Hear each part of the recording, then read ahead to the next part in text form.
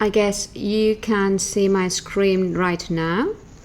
And what I would like to focus of the first 15 minutes or so is about your writing style, right? And this is crucial for this exam, because this will determine whether you're going to pass or fail the exam, right?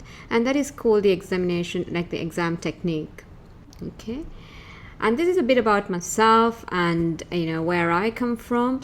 I'm a chartered CIMA, so Chartered Institute of Management Accountant, as well as from I've got the CPA, and I did my MBA specializing in finance at Manchester University, right? So, and I also have quite a bit of IT background, which will help you when I go through my explanations, right? So let us look at the 4 competencies that are tested, right? So just because you have your technical skills will not make you pass the exams. So they are looking at 25% of each of these skills to be included in your answers. Now, in certain times, the answer will not require you to have all these competencies. It may focus on one, maybe 2 competencies, but you should be conscious of these competencies.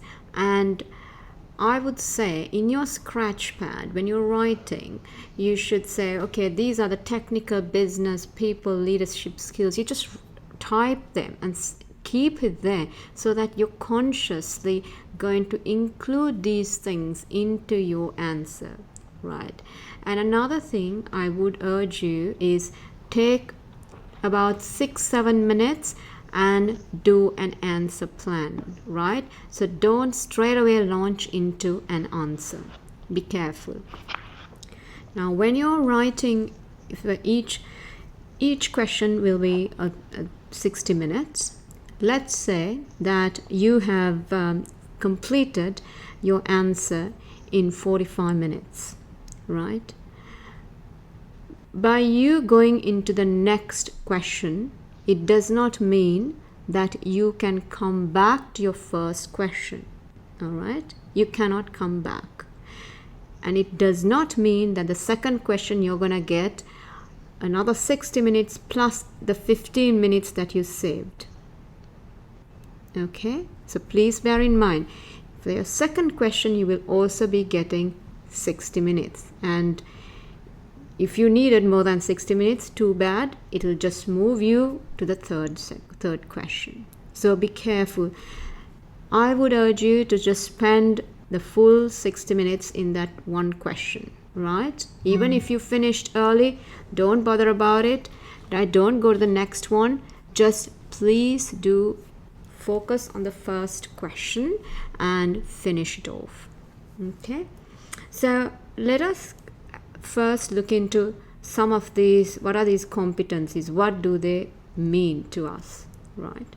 Now, technical skills, they are your financial state. So if you have to write something about the financial statements, and they have given you an NPV, they have given you cash flow statements where you have to critique, right? Business valuation, you're looking at some of the ratios, okay? And you're looking at the risk cycles, corporate governance, the controls. These are known as technical skills. When we are doing a question or two, we will come across this. Now, business skills are basically you are looking at the business environment that you're in. What is the environment are you in? Now, if I look at the environment, the business environment that Yemen is in, he is into luxury goods. That's the environment, the business environment that you're in. And then you look at, okay, the economics behind, the kind of the environment surrounding UAE? What is it? What is the economic factors? Why is it that certain high-end products, they do extremely well here? Because we have people who earn very high incomes, as well as they have the disposable income, right? And we also get tourists coming to this country with high disposable income, right? So that's the environment that we work in, right? You look at the stakeholders, then you look at balance scorecard. We'll come to balance scorecard, especially in our exam, right? In this particular question that we're dealing with, the scenario that is the dream park, there's a lot of focus on balance scorecard. Then we look at the people. Okay, the people. Now in dream park, when it comes to people, they play a significant role, okay? Because it's the people that make the magic happen. It's not the machinery, it's the people, right? We have the rides, we have other things happening, but it's the people who create that magic, right? Who can take you to that magical world. So we have to focus a lot in our people.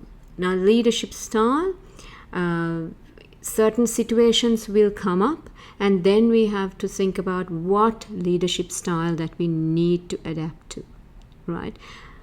We may have a strike in the Far East or in Europe. How do we deal with it? We may have to work with merging two companies. We may have to work with divesting certain things, certain areas. How do you deal with that, right? So your leadership style will differ per situation that you're in. As per different situations, your style differs, and it will also differ depending on whether you're dealing with professionals, very skilled professionals, as well as if you're working with people who are in the unskilled area. Okay, so it will vary. Any questions so far? Okay, so let us go to the next one. We again a little bit more on business skills. What is business, right? Now, if you look at technology and timing, right? Impact of modern technology developments, how soon impact will come. This is a very, very important thing for Dream Park, because technology can really drive this company to that next level.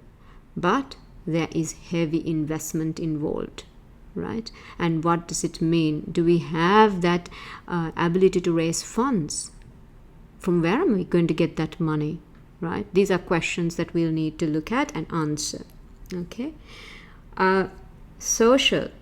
Dream Park is, fortunately or unfortunately, is full of social factors here, right? There's a lot to do with CSR. There's a lot to do with the animals. So we are in a very interesting space when it comes to social, right?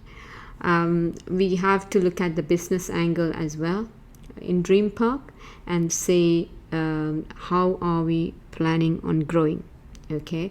What is our methods of growing, and what has been our culture for the last few years, few decades? Are we going to continue with that culture, right? People skills. We're looking at stakeholder interest. How does the competitor behave, right? And competitors may not be just theme parks. There are other competitors as well. Ethical issues, right? And leadership skills. These are the kind of leadership skills that we are looking at. Team building, personal leadership qualities, right? And then looking at how to build this team, sustain that team, and then go move on working very well with this particular team, okay? Of course, we have to look at motivational factors. how to motivate certain teams, and also other than money, what are the aspects that we have to consider. Okay. Now I find this model extremely useful. Okay. And other than some of the students I know who've studied with me before, so they would have heard me talking about this model forever. Can someone else explain to me a situation where we will use this model? Amit? Mendelow's matrix. What do you think? Should I say something or? Yeah, go ahead. Yes. Okay. I think this matrix can come in the situation where there's going to be a change in the structure of the organization. Yes. And then there are different stakeholders. Let's take the example of the employees in different parks. So now some of them might have a low power, but they have a high interest. Let's say, maybe people who are working in the marketing department or other departments, or maybe in the operations department. Right. So although they have a low power and they can be replaced, but they have a very high interest in that. On the opposite side of that, there might be one or two big shareholders who have high power because of their shareholding, but they might not be having a great amount of interest. Maybe from their point of view, their investment in the parks, in the dream park, is not that much material. So such a situation can arise.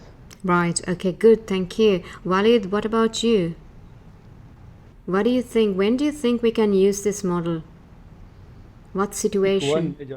One situation. Actually, their dream depth dealing with animals, and Yes. I think there will be a situation like something happened to the animal on the other side of another park.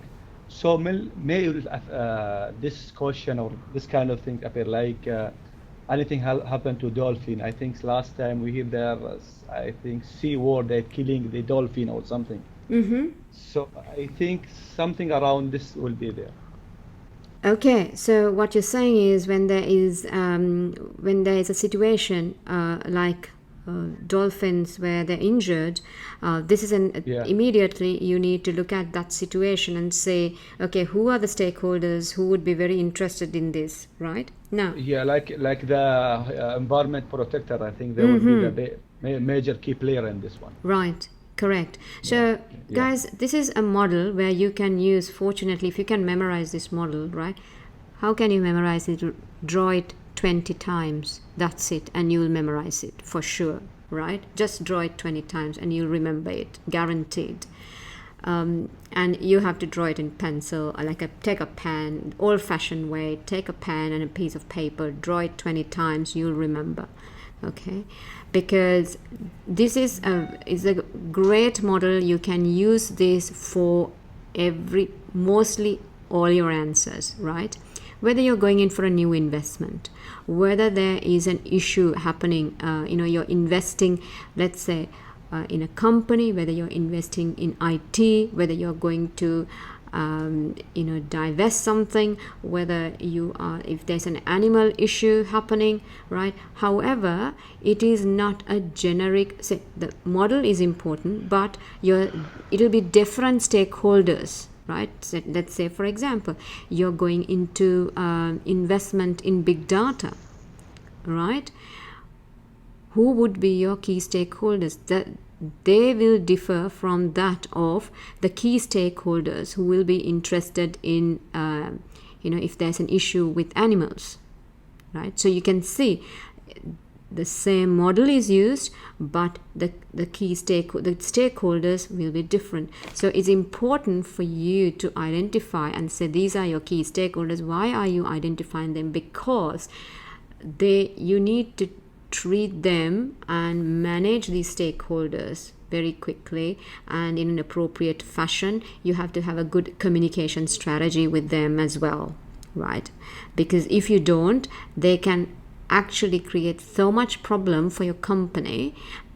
You may even have to shut the place, Okay, so you have to really focus on this and see why it is that important, and memorize, because it can be used in all in any area, any question. Now they will not ask you to draw it, but what you can do is that you can talk about certain aspects. I think one of you, if you can mute the mic, please. I can hear an echo. Thank you. This is the 5 forces, Porter's 5 forces.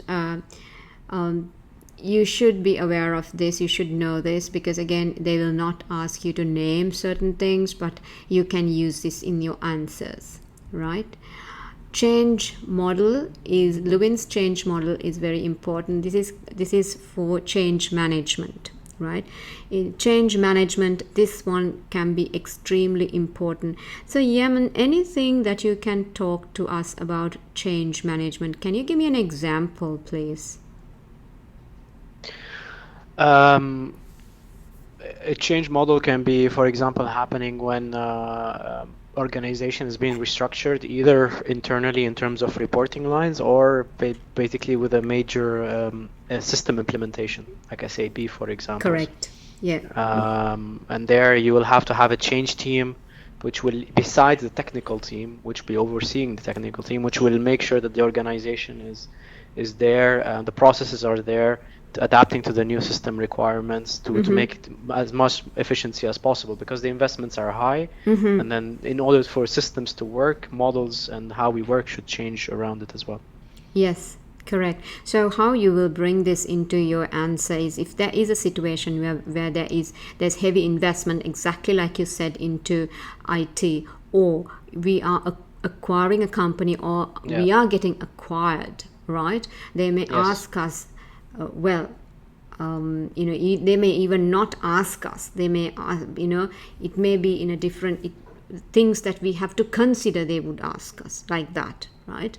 That might be the question that they will pose, and then you can structure your answer in this manner, saying, you could use Levin's change model, and where we take the people through this model, 3-stage model, by unfreezing, moving, and refreezing. What does it mean? Because then again, you're framing your answer. All these models, what they do is they give us a very nice structure to frame our answers, right? And they are looking for that integration as well. They're not saying, okay, they do not want you to explain what is Lewin's change model and so on and so forth. They're not looking for that kind of definition, right? They're looking for you to kind of incorporate these models into your answer and integrate it, right, seamlessly. So I think Yemen commented, gave the example you gave us fantastic, where you're saying, you brought this together very nicely. Okay, thank you. So this talks about the leadership, different leadership styles. I won't dwell on it too much. Maybe in a question or two we will see this, right? This is your pastel model. Now, why do you think the pastel model is important?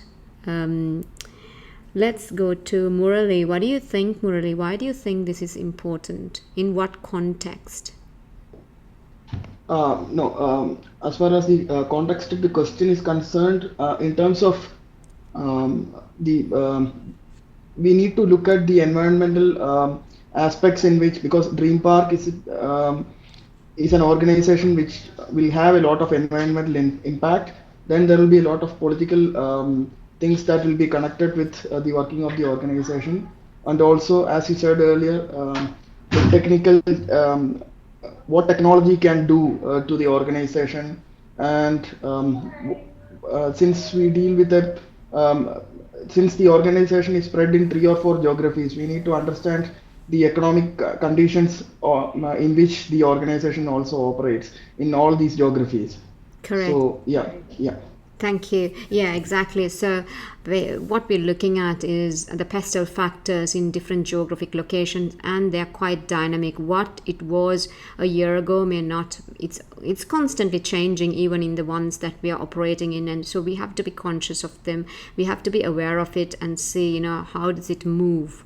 Yeah, how does it move and how does it impact us? We will come to this UK corporate governance, because I have a separate section on corporate governance. I want to go through that because there is quite a bit of concerns, so to speak, in the corporate governance area. Let me see if any one of you have picked it up, right? Mohammed, what do you think? Did you pick up anything on corporate governance? Yeah, I believe corporate governance is very important for Right. any company, Mm-hmm. especially listed in the stock exchange, Mm-hmm. because they have to deliver message that this company is in line with the all of code of conduct and in line with all internal controls,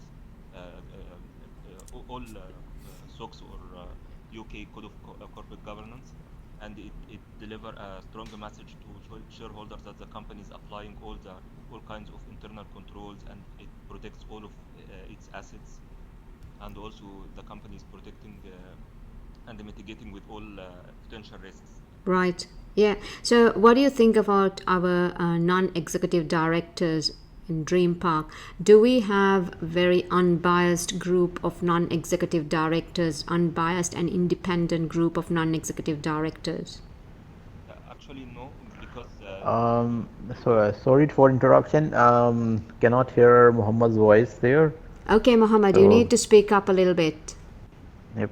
actually I agree that they are not independent, because two of them are already employees at Dream Park, Mm-hmm. which is kind of independence, and also one of them is member in another board in another theme park in East Asia. Right. That's why I believe these two cases are not in line with the non-independence. Right. Okay. Then we'll also look at the committees as well and say, well, do we have effective committees? Right. We'll come to this in a bit more detail. And you Yes. can add something here. Yeah, sure. I think as with the corporate governance in UK, there should be 50-50 between the executive director and needs. Mm-hmm. Am I right or wrong? I think they are Correct. the issue Yep. in the corporate governance here. Yeah. What Yeah, about but I think you've read quite a bit on this. What about the remuneration? one of the nominations. Yeah. Yes, the remuneration is quite concerning. There are two remunerations that they're giving these directors, right? And they are a bit concerning. What are those? I think one is I'm sorry if I forgot the name. One is the parachute one, and the other one is something like golden payment, which are Both start with golden, and one is a halo, and the other one is a parachute. is a parachute. Yes.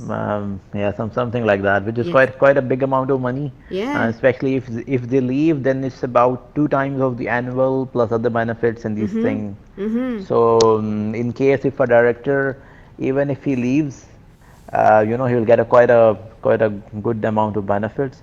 So the aim is to, as per the corporate governance, is to keep the interest of the executive directors within the business, so that as the business grows, their benefits can grow and they can work a bit more harder on that. But if you're giving them a signal that, okay, even if you leave, you are going to get a good chunk of benefits, then it might not be an alignment of the goals with the shareholders.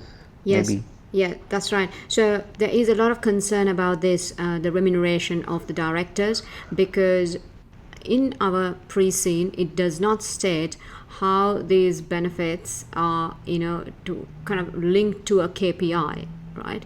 They're saying that they've got a golden halo, as well as when the guys are leaving, they get a golden parachute. But is it linked to any kind of KPIs for what they have delivered and things like that? There's nothing to say that, right? And this is very, very concerning. Now this is another great model, CIMA model, which you can use for any most of the scenarios. Okay, so let me ask Chitra, are you able to give us an explanation or a situation where we could use this?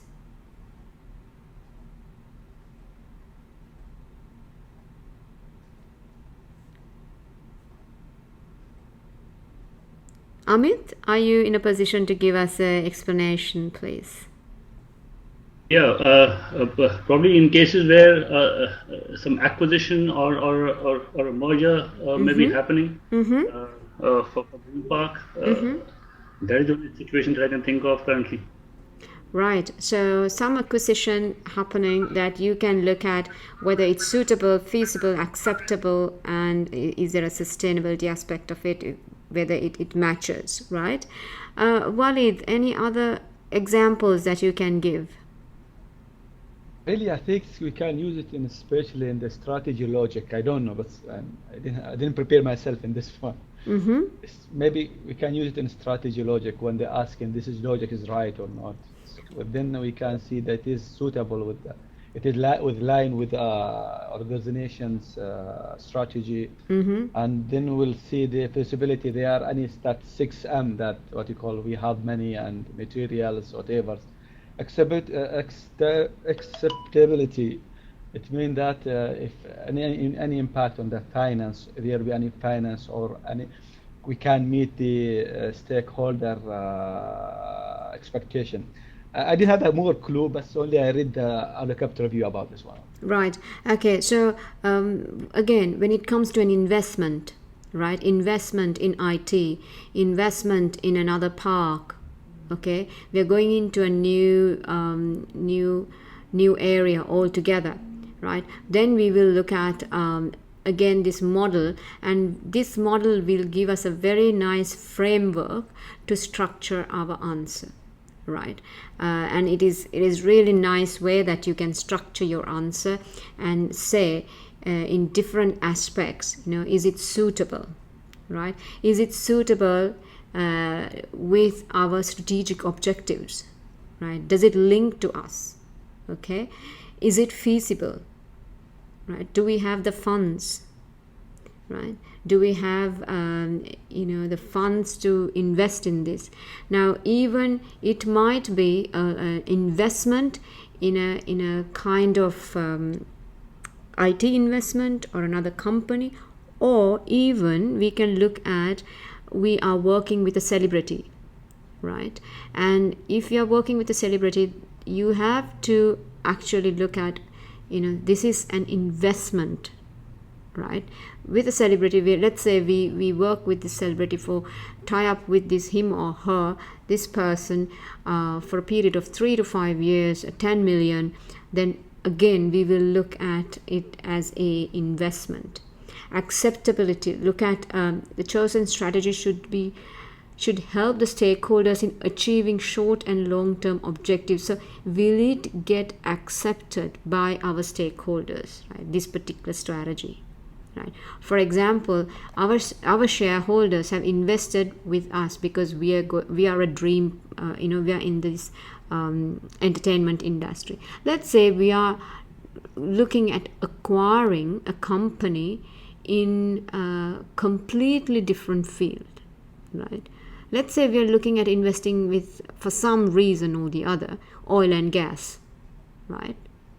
It's kind of a weird combination I'm looking at, right? My shareholders will not want me to go into that one at all. So it will not be acceptable by my shareholders, right? Because I'm looking at something completely different, okay? Sustainability. If the chosen strategy meets all of the above criteria, it is essential the strategy also passes through the final test of sustainability, right? So can we sustain this? How does it look at, CSR, etc.? Okay. Any other comments on this? Okay. Let us go into Ansoff. Now, Ansoff matrix is something that you may have to use, particularly because you have one product that is a big question mark. What is that product? What do you think? I think Reds. Sorry? Maybe Reds an animal product or something. Exactly, these animals, right?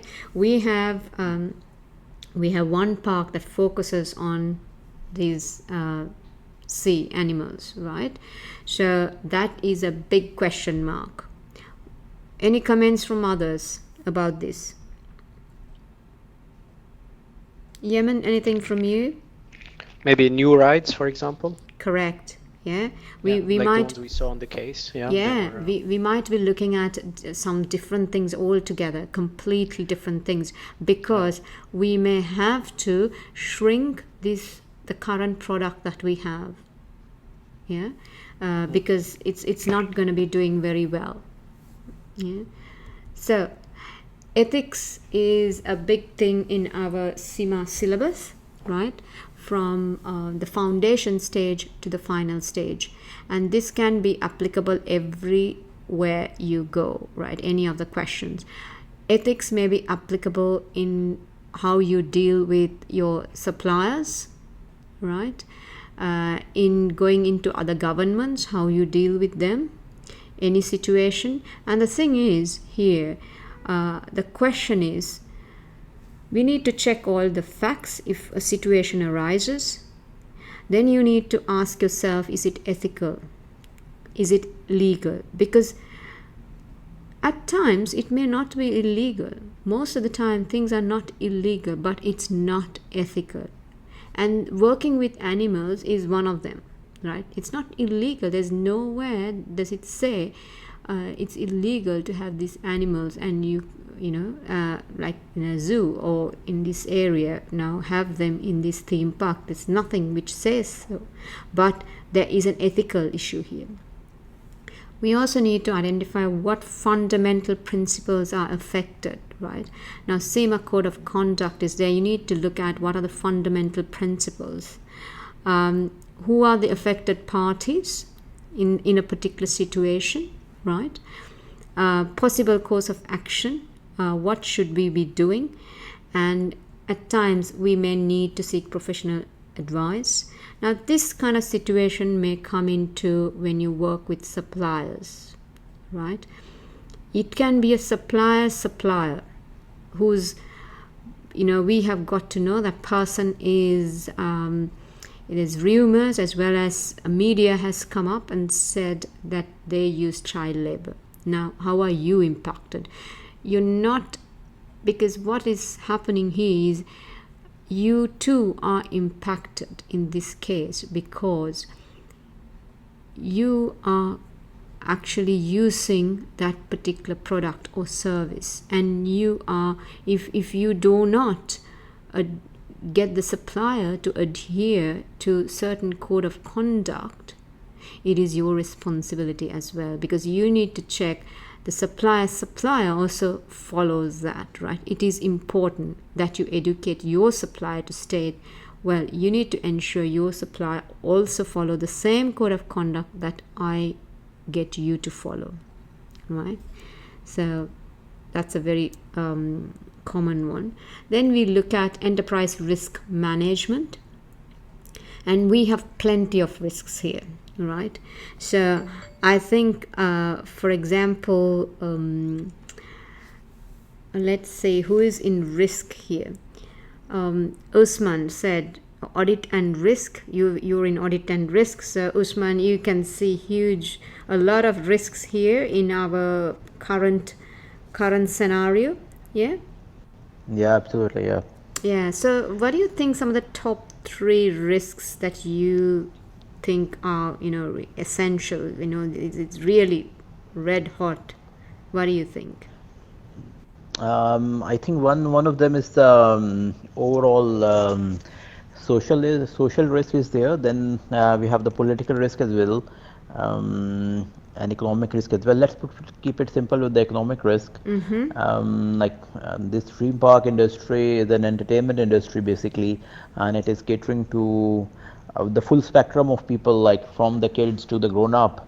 Yes. So in case if the economic conditions go down and there is some recession, or the or if there is more inflation in some parts of the world, then it will impact the spending power of people, and eventually they will have to cut down on the entertainment part of it. So that is one economic risk. Secondly, what I see is that although we have different sort of rides within that dream park area, but we are not venturing into different sort of other business ventures. Maybe the dream park can go into food and beverages as well, just to make a more diversification side. Yep. So again, sorry, I need to stop you there, but you actually mentioned really some of the good risks, and those are linked to the strategic risks, isn't it? Yeah, absolutely, yeah, at the top level, yeah. Yeah, so you can see these are right at the top level, strategic risks. How can you change the organization, right, the direction? You get plenty of operational risks in our area, and hazard risks as well, right? Absolutely. Yeah, and then we have some financial risks. Why do you think that I say there is some financial risks with Dream Park?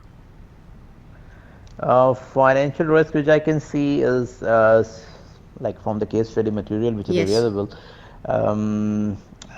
like investing more in the Far East, and as well as in the Middle East, especially the Far East Park. If I'm not wrong, it's not still into operations, and it is being developed.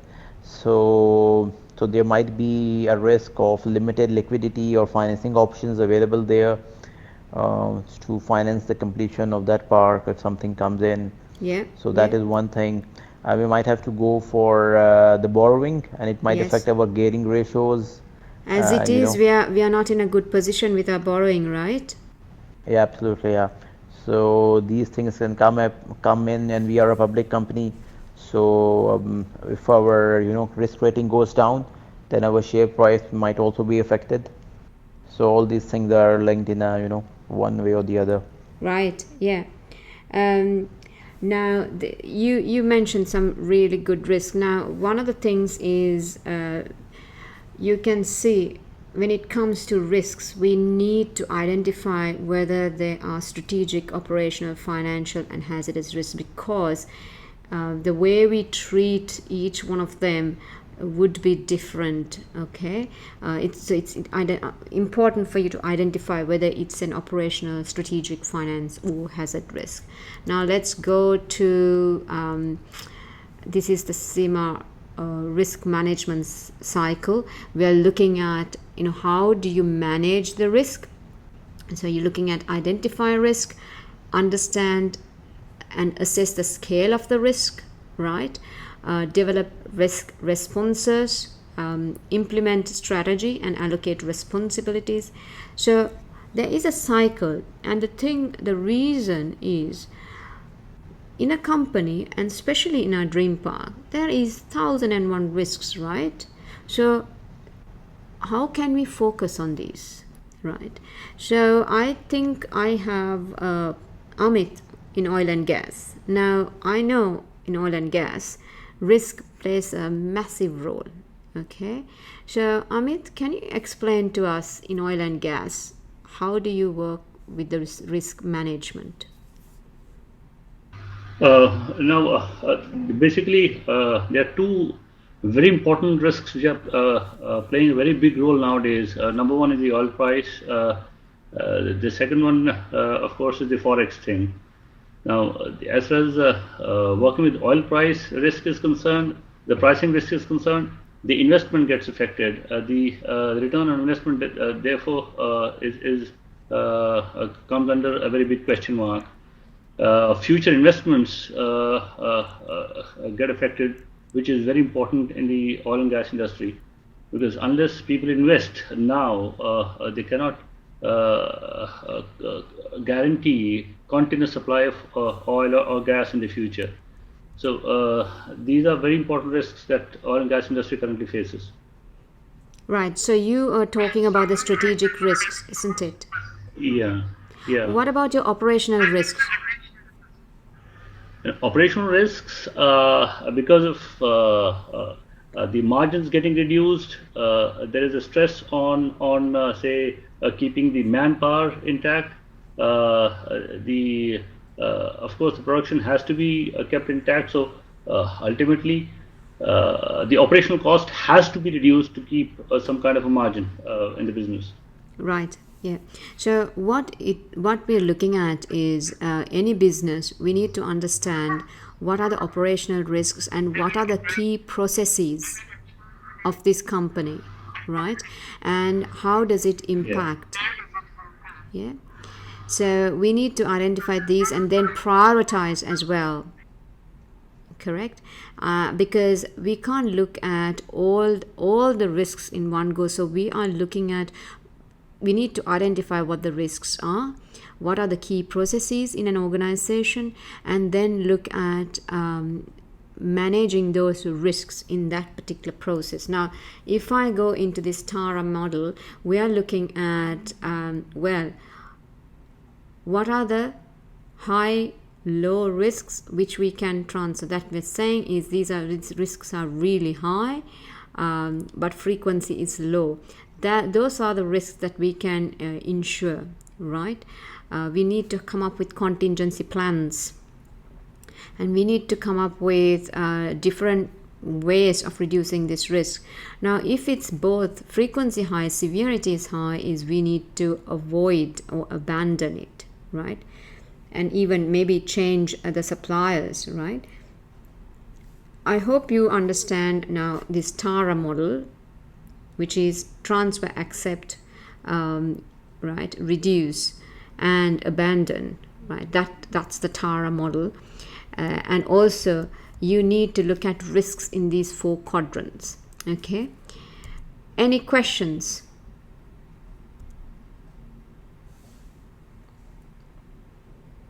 Now you have this particular set of slides already in your Dropbox. Okay. So you can access it. Now let me take you to another area. 1 second, please.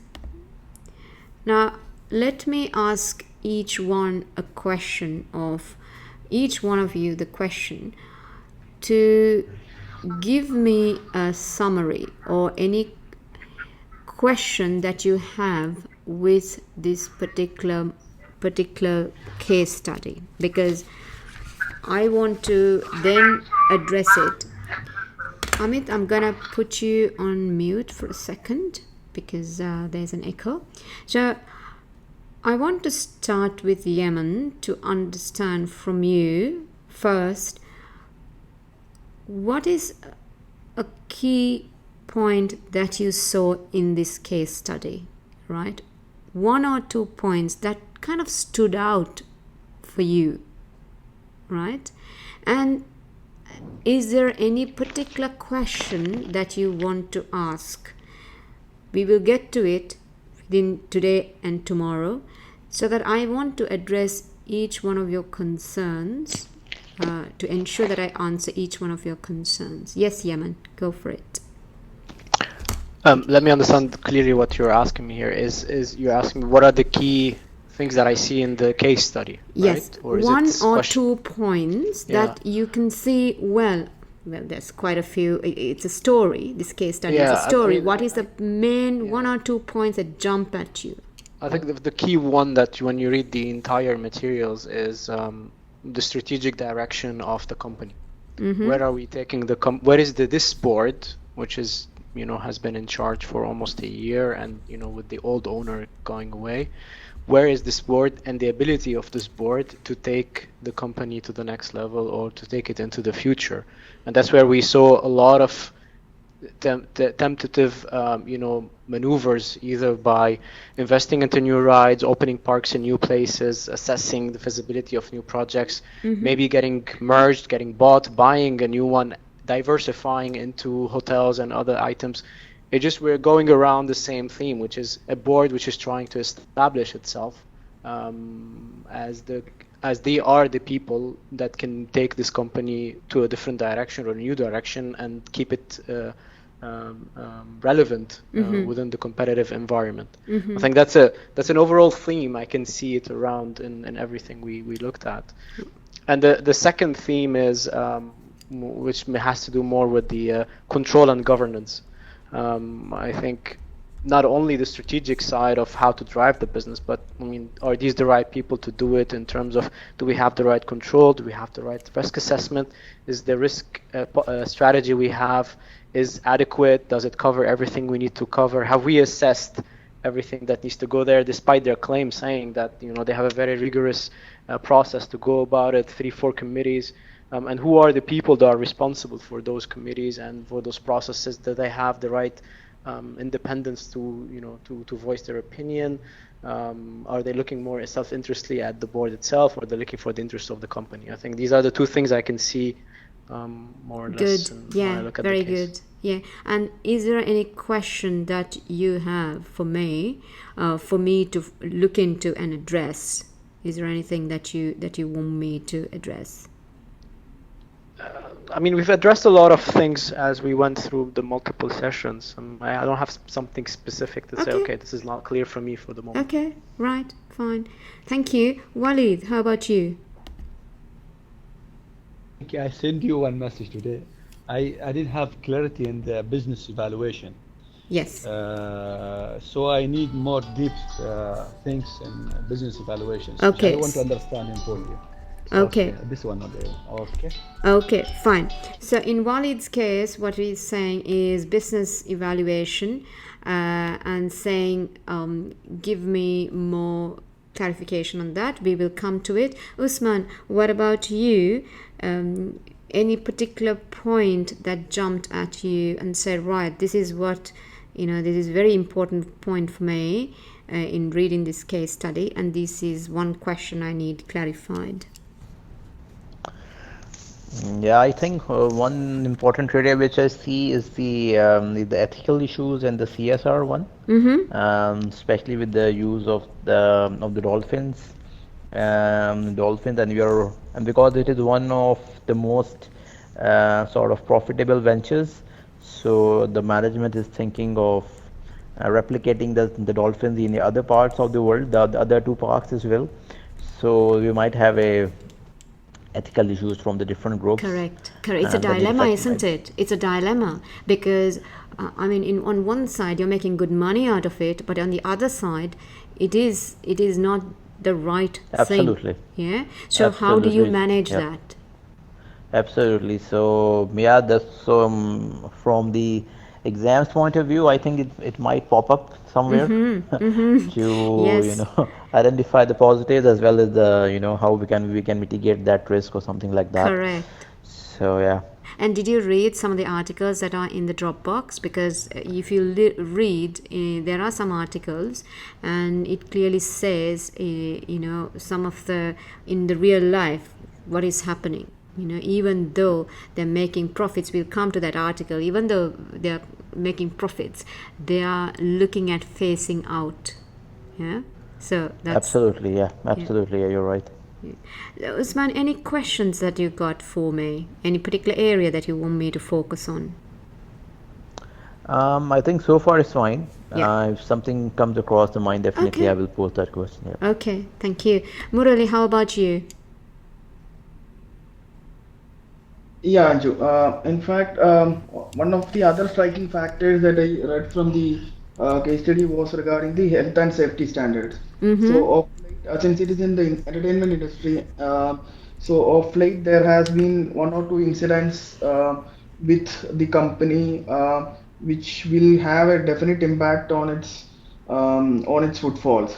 So, how the company is going to deal with the issues which are being reported in the press, the issues with regard to the animal welfare and safety, and the other thing was regarding the culture change that it is trying to incorporate. For example, for long it was considered as a family destination because they never allowed the sale of alcohol or tobacco products within the premises. Correct. Now, since they are trying to change or bring in additional sources of revenue, they are looking at these all sources. So, how the general view of the company itself or the general view of the park itself will change in the minds of the consumers, which or the family audience which have been using the facility for quite long. So that is also, I believe, a risk that needs to be watched out for.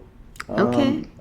Good. Yeah, Good point. the other one is regarding the emergence of the competitor. So how are we dealing with the emergence of competitors since the other parks are coming up with new rides, new exciting adventures and all. So how are we coping up with the new product strategy? Mm-hmm. So yeah. Right. Any questions for me to address? Yeah, nothing as of now. Right. So, Okay, yeah. good. How about you, Mohammed?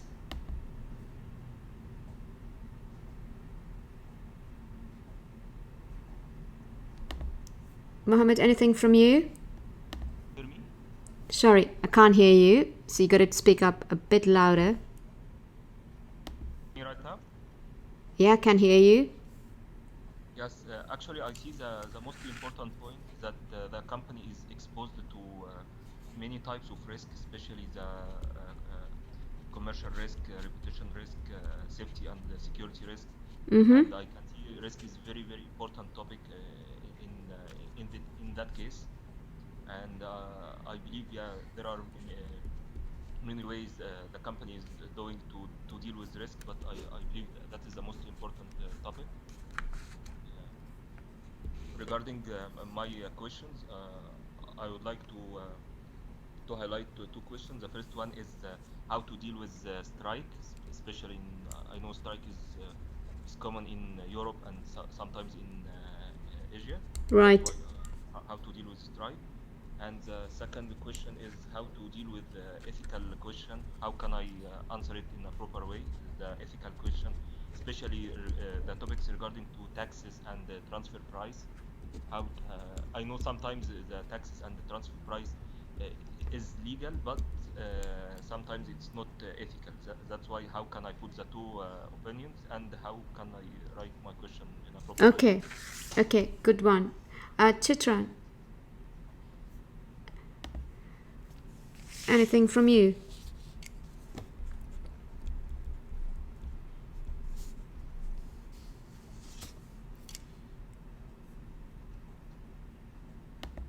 Yes, Chitran, anything from you?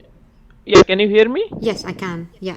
Yeah, I think according to the situation, we have to put into that SWOT analysis, strength, weakness, opportunity, Yeah. or threat, Mm-hmm. and we have to see in each and every situation what are the strengths, what are the weaknesses, how we have to come out of this situation, Mm-hmm. and accordingly we can plan it. And Mm-hmm. lots of risks are there, so we have to find out the risk. I Mm-hmm. can and accordingly we can try to mitigate this risk, and we can go ahead. Okay. So right, those are the things that you. Any questions for me? So far I am okay. Right. Okay. Thank you, Amit. What about you? Anju, got a couple of questions. I guess the broad narrative has already been addressed by some of the other colleagues. Yes. One question that I had was that, for example, there is an accident that has happened on one of the rides in Dream Park. How the company would handle that situation? That was one. And from the CSR side, the other question was, like, for example, a major group like Greenpeace, they launch a drive against mishandling of dolphins, for example. So how Dream Park would handle that situation? These were all the questions that were popping up in my mind, which I thought that probably you can address for me. Right. Okay. Thank you. So we have got some really good comments and observations, as well as very good questions as well. And what we will try to do between today and tomorrow's class, address all this. Let's get into. I'm going to share another set of slides with you.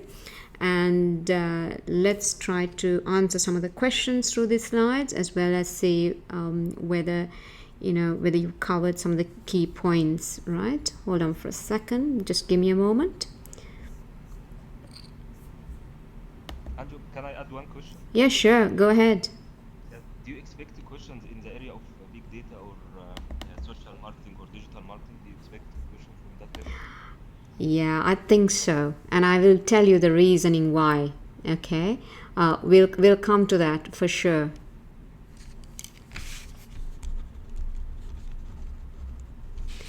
In any one of the variants, this is one of the key things, and I will give you the reasoning why as well. So let me share my screen.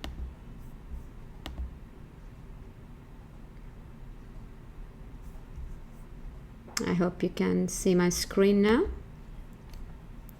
Okay. So everybody can see my screen?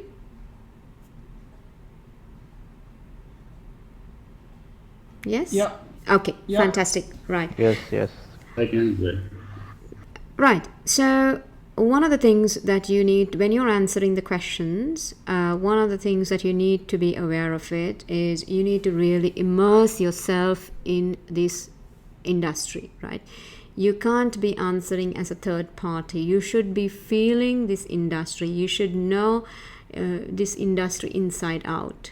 Okay, so you should be quite immersed in this and feel it for you to answer the questions, right? So, and I hope you guys have, I'm not sure, but when it comes to theme parks, I hope you have gone into one or two theme parks and you yourself have experienced what it is like. And it is more than the rides, I think, right? You will get these funny characters, you will get a lot of beautiful colors. It's kind of a magical kingdom that's there, and it is taking you to that magical place when you were kids, so experiencing it. So even as an adult, you will be taken to this fantasy land, right? And it's a great place. It's a place to have fun, and a lot of it's a place where families come together and a place where memories are made, right? That's what it is, and you will always remember it. So, and this is the reason why I'm saying the people create this place. So it is your people who will create this place for the visitors, right? That's an important part to remember. Now, one of the pictures here is from the Cirque du Soleil, right? I'm not sure if any one of you have been into one of these Cirque du Soleil shows, or you've seen it on TV. It's an amazing thing. It's got beautiful, very, very beautiful costumes, as well as the music is fantastic. And Cirque du Soleil is, they say, this kind of circus is something where they've created a blue ocean. Cirque du Soleil created a blue ocean. So there is a strategy called the blue ocean strategy, which is you make your competition irrelevant. You're not competing, really, because you're bringing in completely different differentiations into the market, right? And that's what Cirque du Soleil did, right? They brought in amazing music, amazing acts. There's no animals involved, beautiful costumes, and they brought in something completely different into the circus, right? So we need to understand what business are we in, okay? So we are in the business of entertainment, excitement, right? So you can see amazing rides. Now, with technology, we can create this excitement and give the visitors different kinds of experiences due to technology as well, right? So we come to that in the later stage. Now, I'm looking at a model here to say, if you're looking at the strategic plans of a company like this, what sort of a model would I use?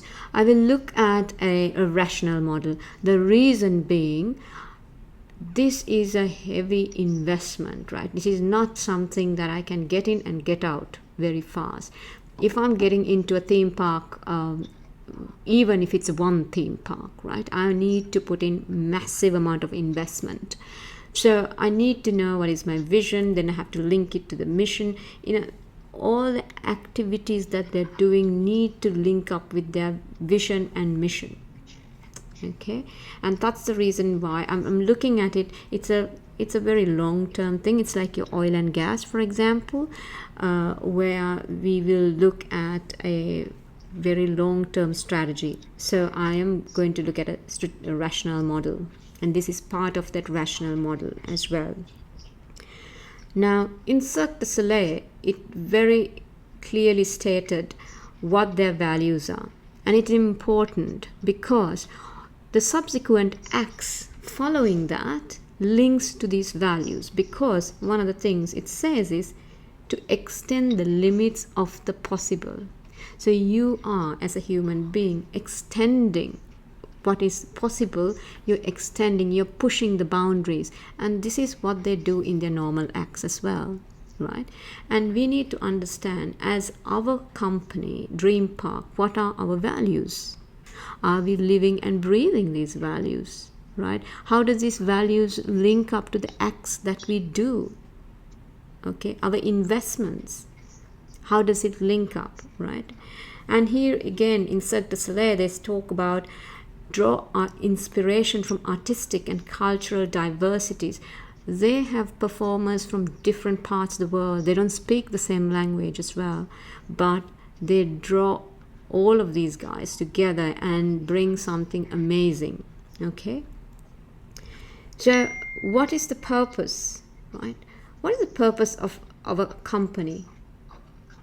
Investors, customers, right? Some of the key stakeholders that we've got, right? Investors are looking at good returns. Customers are looking at fun in a safe environment, right?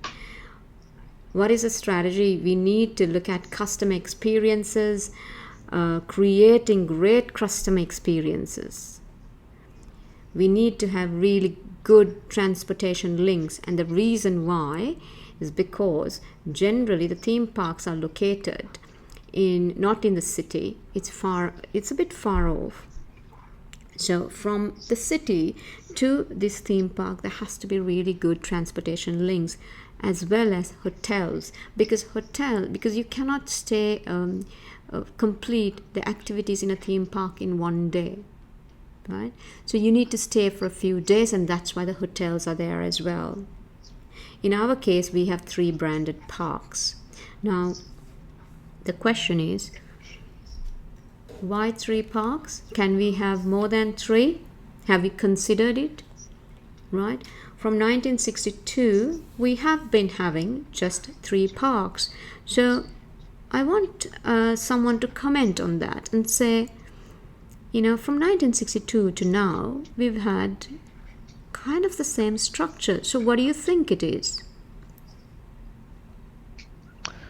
I think we can propose some market penetration by development of new product, which came under the Ansoff matrix. Mm-hmm. So we can have some sort of a new idea for entertainment in the parks, maybe some sort of a kids museum or something like that, or maybe some educational related park where people can come in, and then we can attract more.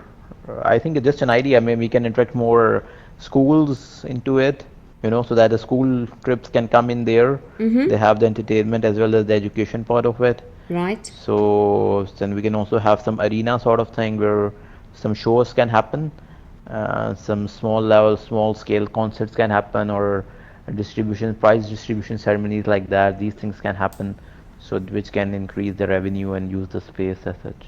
Right. Okay. So I want someone else to answer. Thank you. I want someone else to answer. So what sort of leadership do you think we have? What sort of the directors who are actually running this show, what do you think their strategy is? Because from 1962 to now, we've had 3 parks. The strategy, Anju, to me, is to cater to all kinds of clientele, like, for example, kids, then teens, and then adults, and then elderly people as well. So it is basically to bring the entire family to visit the parks, so that they could spend some quality time together. Okay. Anyone else? Yeah, I think also I think the board, the direction was playing it safe and minimal change, just improve tactically on what you have, and deliver a consistent experience across the years without actually taking any further risk or venturing into new areas which they might experience failure or they might experience success as well. And that was the fact because of who was at the head of the management at that time. And now that has changed recently. So that's what's the expectation of the the new structure of the board May. But since 1963, it has been let's do what we have, let's be consistent, if we want to invest really long term, but minimal change, improve what you have, and that's it. Yes, very good observation. Thanks, Yaman. And that's the kind of board that we had, very conservative, right? If you look at Disney and if you look at Dream Park, you see a huge difference. And Disney and Dream Park, kind of the same time they came up, right? And you could see where is Disney and where are we? Okay. Another thing is we are only operating the theme parks, whereas Disney has got so many other things going for them, and we will compare our other competitors and see what else that they have got going, right? Because that does play a role in our business. Let us go to the next one.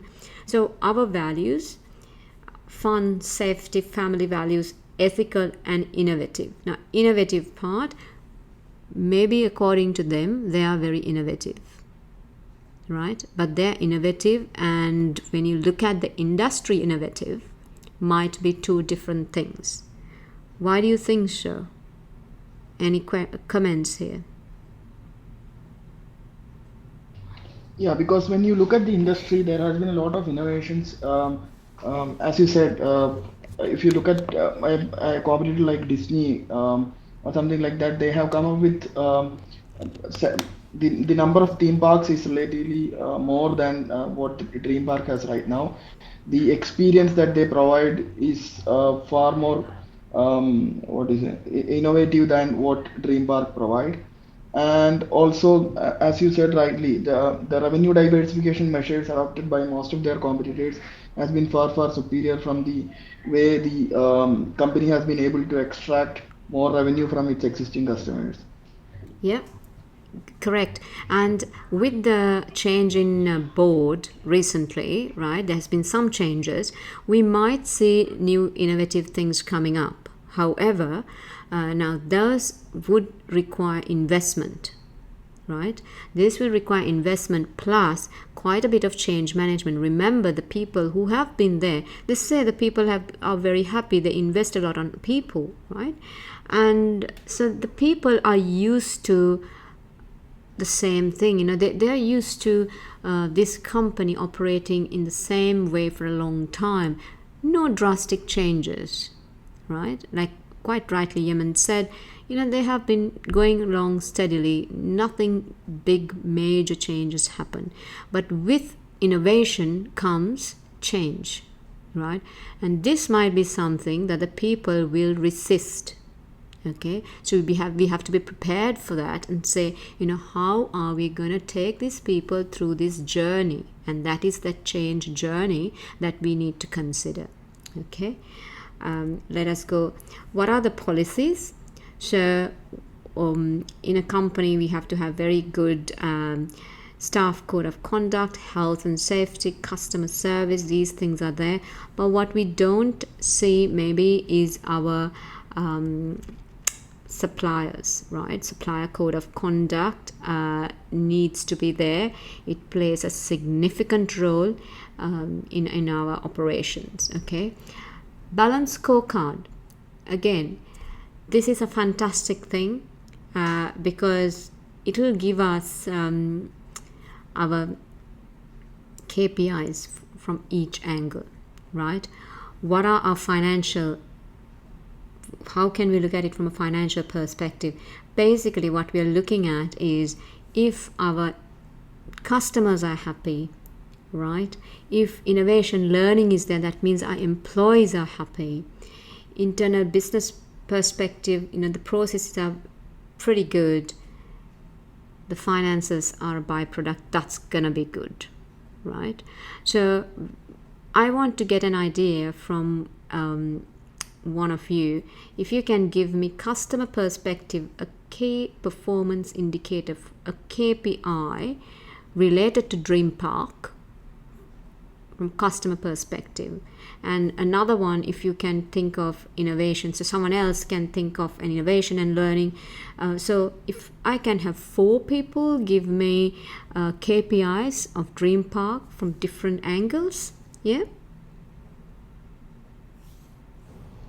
From the customer perspective, one indicator can be the number of new entrants in the park during the year, as well as the number of people or the number of customers who have come in for the second time. So this again, and a related one can be the success of a referral program or a loyalty program, if people are coming back, right, as well as they are return referring customers. someone. Yeah, so that shows that the people are, or the customers are basically having a good perspective of on the things, so that can grow the business. That can be one of the perspectives from the customer's point of view. Right, thank you, thanks. So someone else, innovation and learning.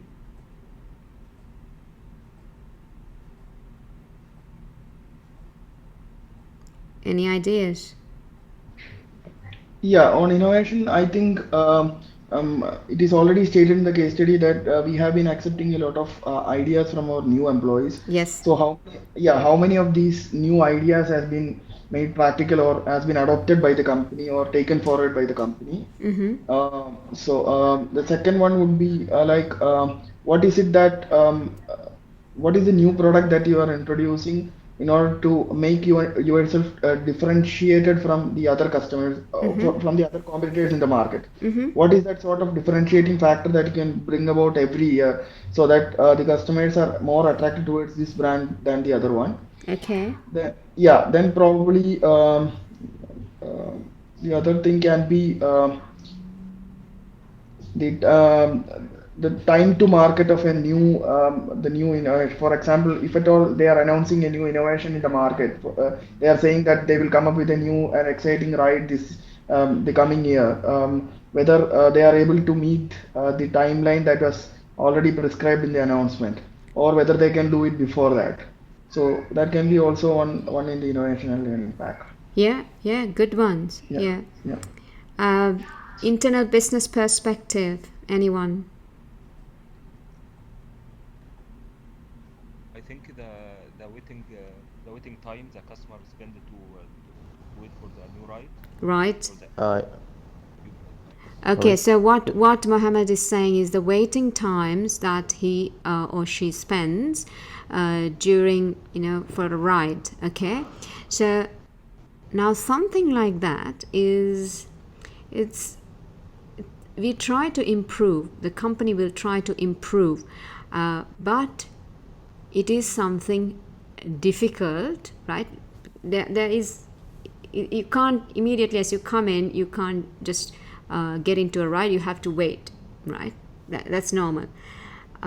So what else can we do? Now I'm going into innovation and learning. Can you guys think of something else that the company can do for these, people are waiting in line? How can they entertain them? Like for example, a lot of innovation. For example, an app can be developed for the customers to have on their mobiles, so that they could get some kind of a real-time view of a dream park while they are waiting in queue, for example. Right. And then Yeah. with the app, what can you do? A lot of things that can be told to the customers about Dream Park and about the history, about certain milestones that they've achieved, or certain new things that probably they may see in the near future. Now you have, so Amit, it's Amit, right, who's talking to me? Yes. Right. So Yeah. Amit, Yeah. you need to, when you're giving it's a good suggestion, right? But what you need to do is to imagine yourself there, right? Think of, you're staying in the queue for like 20-30 minutes, right? You have kids, and kids are also there, so they are least bothered about the history of Dream Park by this time, okay? Because they can see all the others going in these rides, screaming, shouting. They are waiting, right? They'll be bothering you. They'll be screaming at you, fighting with each other. This is very normal, right? Not that I have kids, but I have done all those. Right? So, what do you guys think? What else? App is good, but you can do something else with this app. I think. So Sorry. Go Yeah, on. please go ahead. Go ahead, please. I think another option will be there if they're waiting in the rates. We can bring new technology called VR, something virtual reality or something. So that be one option to reduce the queues even. Okay, but what can you do? So one thing is to know the term virtual reality. Another thing is to how to apply it. So does anybody know how we can apply it? I think we can keep it simple. I'm just giving an idea. We can keep it simple. If people are waiting in the queues, especially the young kids who are coming in with their families, so just to keep them entertained and not to get them bored, so that they come next time as well, we can have some entertainment for them in the queues, like some sort of superhero characters, someone dressed like superheroes or any cartoons or something, and selling them small, sweets on these things. So at one end they will be entertained. On the second hand, it can increase some bit of sales as well if somebody buys some little toy or some sweets or these things. So in a way, it can help from the business side as well. Right. People will be happy, and the other way maybe some small bit of sales as well. Yeah. Right. I must say it will not be small bit of sales. It will be some good sales, right? So this is this is actually a strategy adapted by Disney. Okay, and they use big data to do this as well. So when they know that, I will let you know how they do it, because if you are wearing these bands, Disney gives you these bands, and they will know, they can track you as well where you guys are. So what they will do is they will see quite a number of people gathered in one area. Very smartly, they will actually position their food trucks and merchandise in those areas. They're mobile, so they'll take them there, closer to the where the people are. So obviously people are waiting, they'll have the food, they'll buy merchandise. So again, increase in sales. You're quite right. Another thing that you can do with the apps is you can keep people occupied playing games, and actually even within your queue you can start playing games with each other, and jump, if somebody wins, that person jumps the queue, so that you really don't feel 15-20 minutes pass by, right? So that's something innovation that you can think of. If there is a queue, we said, well, the processes, it needs to improve in certain times. You're not able to improve because there is a genuine issue here, but then what can you do to keep people amused, right? Then we looked at our balanced scorecard. We went in detail. Innovation learning, we spoke about that as well. And internal perspectives, So we can look at our recycling. Now, if you look at Disney and other companies, there is a lot they talk about what they do with recycling, carbon efficiencies, and so on, right?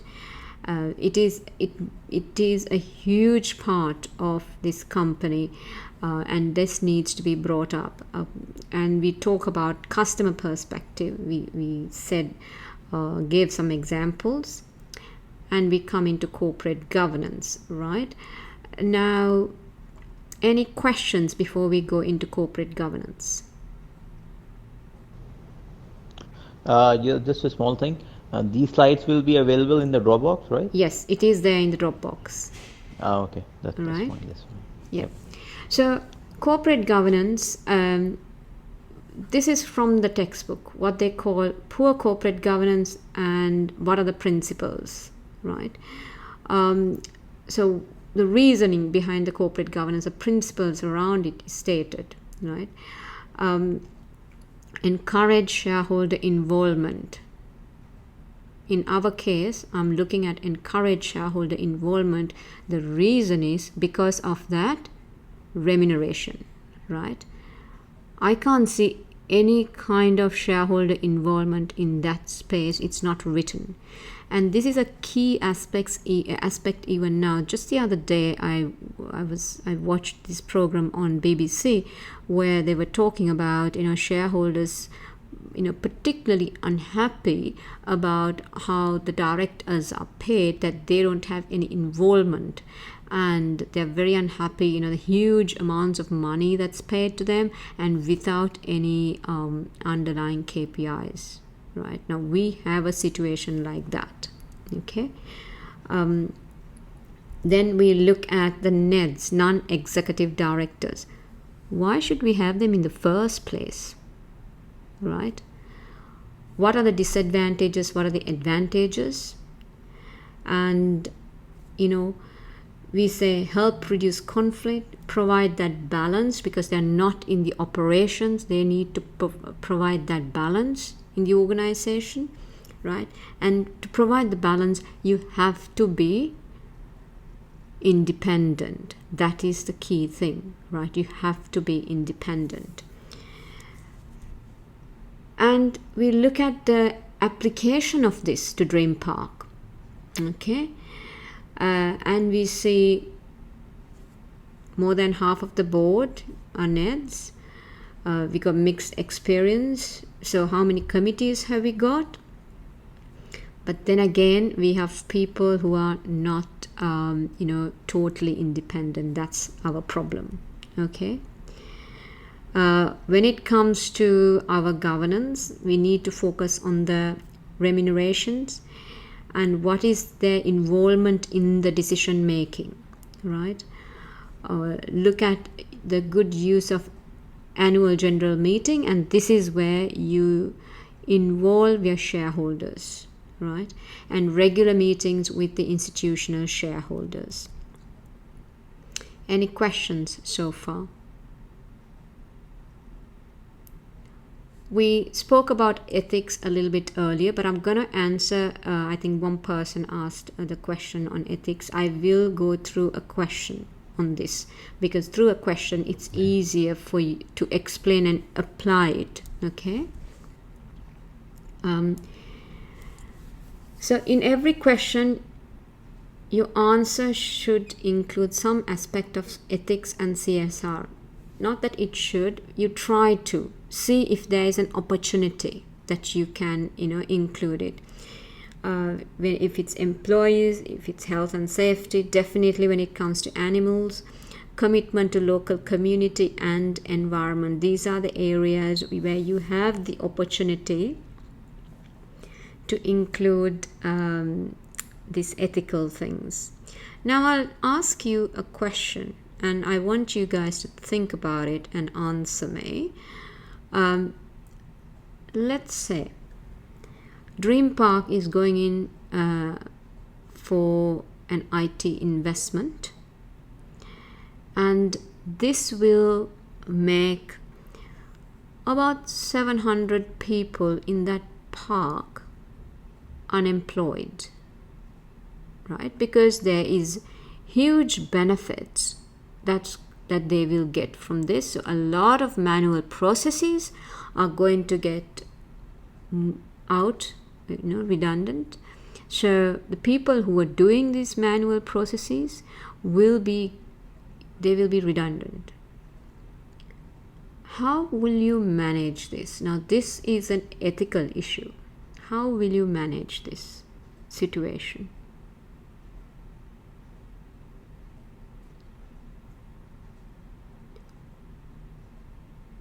So think about what models you can use.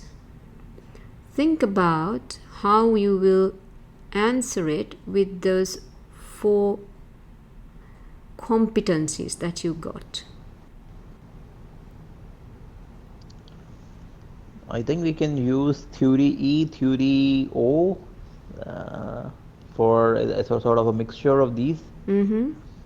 Because this is something which from the financial point of view is supposed to bring in benefits, that it will improve the efficiency and the cost will go down. Although the IT investment is quite significant, but still it's gonna give us good results. But at the same time, such a large number of employees are going to be lose your job and become redundant, so that is an ethical issue. So in that case, probably I think a mix of both the things, having consultation with the employee groups and making them understand the change, and maybe try to sort of adjust few of them in the new process as well. So and for the rest of them who are totally unsuitable, maybe give them some sort of compensation, or give them some time frame so that they can find some new opportunities, or something like that. Okay. Because at the end of the day, the shareholder value, it has to be taken care of. At the same time, you have the other side as well, so must be a balancing act. Yeah, it is a balancing act, definitely. So anybody else? I think the starting point here is the change leadership model, or the change model. This has to be a tone from the top, and there has to be a team being formed. So that's another model as well to apply, which is team leadership or team management as well. Identify the key people who will lead the change. What kind of change are we talking? Obviously, there are benefits of letting people go. You will have to optimize your processes, check roles and balances for each new roles created or eliminated, and how does that impact the overall situation or the overall operations in the park itself. On the other side as well, there's a people aspect, which is leading to the motivation of the remaining employees. Correct. Obviously, these people will be impacted by the fact that their colleagues have been made redundant. They will be afraid. There will be questions, and you will need to find a way to or address employee concerns without this having an impact on the day-to-day operations. There's also analysis of the stakeholders. So we'll need to look at all the stakeholders. There are the communities which will be impacted by the people laid off. Correct. There might be government concerns given the overall macroeconomic context. Obviously, shareholders might be happy that we're being more productive, but other parties might not be the case. And finally, we'll have to look at the risk assessment of such a move. So what areas could we face? We could face an issue with our operations. So the whole risk model has to be reassessed, given that we have less people managing it. So where are the new exposure areas? Where are the areas where we need to take mitigating actions or new actions to cover for that? And basically there are 3-4 models here that we can look at in this analysis. Very, very good, because I love the way you structured it, because looking at the shareholders will be happy, but there are lots of other stakeholders who will not be happy. And starting from your employees, current employees, as well as your employees who may get affected. And we said at the beginning, this is in a company or an industry where the employees make that change and make it magical for the visitors. So what magic can you give as an employee when you're not sure about your job tomorrow, right? There can be a lot of this can also spark a lot of strikes, right? So if you're saying 700, let's pretend this particular park has about 3,000 people employed, 700 people going out, and definitely then there will be unions who will come into play a major role here.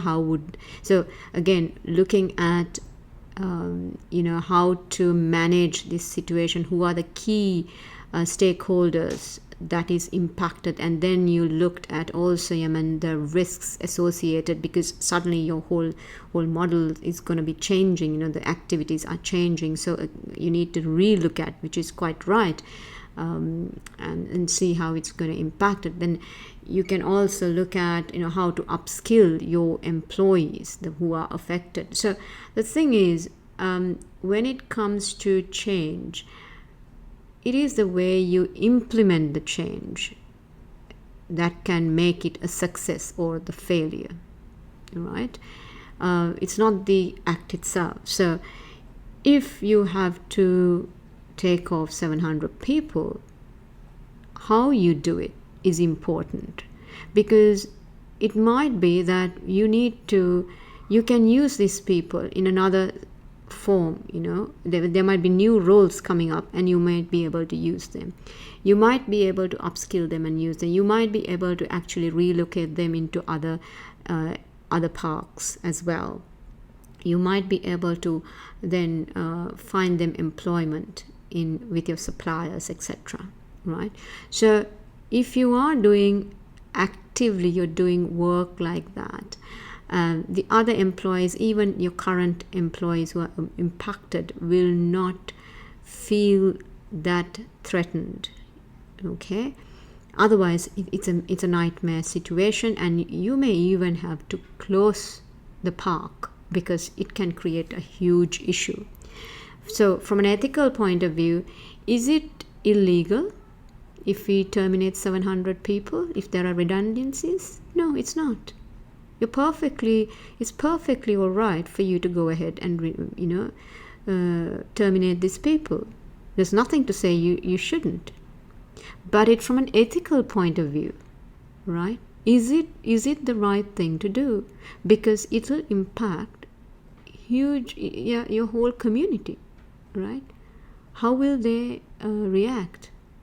Okay, I think there was a Tata bought over Jaguar, if I'm not mistaken, and then the UK, Tata realized it's very expensive to have the operations in the UK. They were going to close that. And that is a steel business, Anju, steel, Tata Steel. But they also had the car, right? They were going to close up. Yeah, that's going on fine. That is even though there are losses, it's going fine. The redundancies have happened in Tata Steel acquisition that happened in the UK. No, but they were going to close it, and what happened was the government of the UK, they went to visit the Tata company in India to convince them to stop that closure, because it was impacting a whole community. Correct. Yeah, correct. That yes, is yes, Tata it Steel happened, in yeah. that case. Sorry? That is Tata Steel in that case. Right. Okay. Right. So, yeah. so you can see certain companies, even the government will get involved when you are trying to close up. Yeah. Because it impacts just more than one person and whole community. So you got to be quite careful.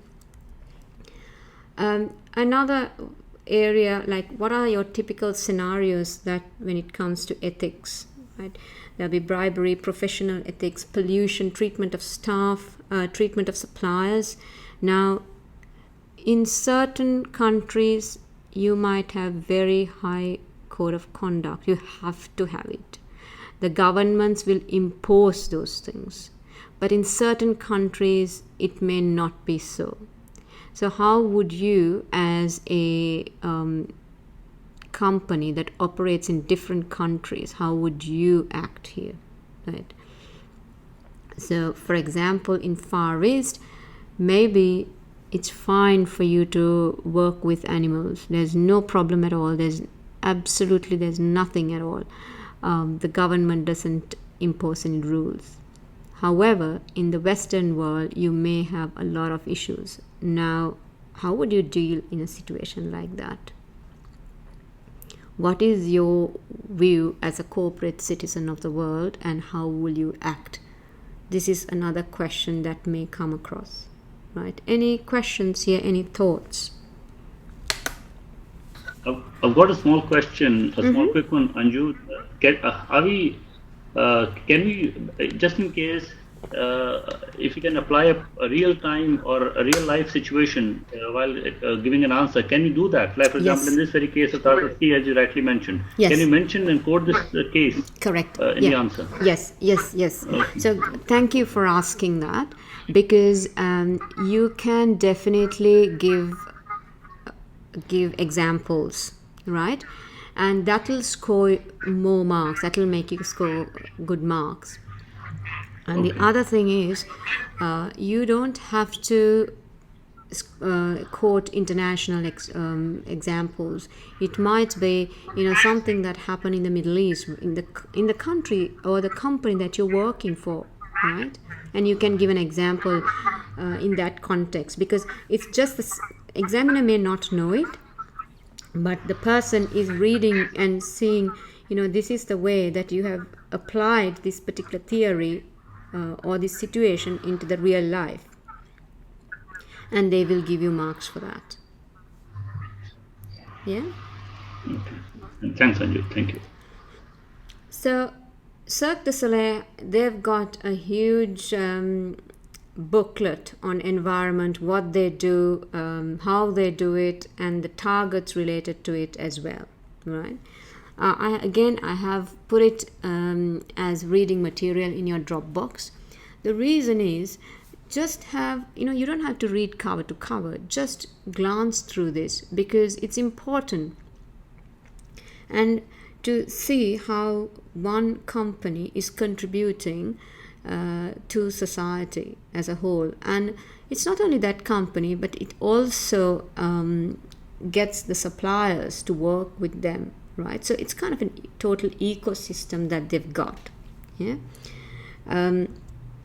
Because this is where we coming back into this treatment of suppliers, supplier code of conduct, that becomes quite important, because they give the suppliers, they tell them, this is the way I want you to be performing our tasks, and I want you to adhere to this code of conduct, so that you become a good corporate citizen as well. And we want to deal with people who have good values, right? They also talk about responsible procurement. That's Cirque du Soleil. The reason I put it here is it is very much applicable to us, right? When we again deal with our suppliers, we need to have responsible procurement processes. What are some of the critical success factors, right, for our park?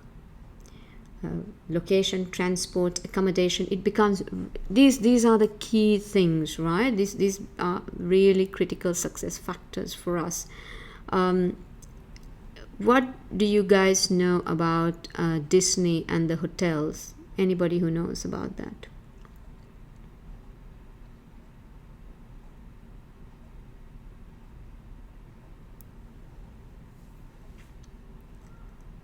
So Disney does have, they do have hotels, they run hotels as well.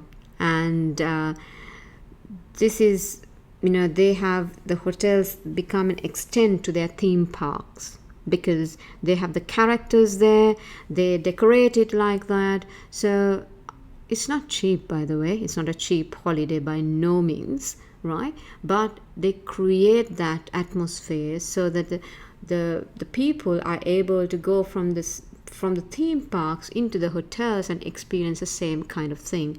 So that is really a critical success factor for them. And also innovation, right? We need to have constant variety, and we stated in our case study, every 3 to 4 years you need to change your rides, okay? And there's heavy investment going on. We're talking about branding, okay? So build an online and offline brand. So how can they build an online brand? Tell me about it. So if you can tell me how we can build an online brand.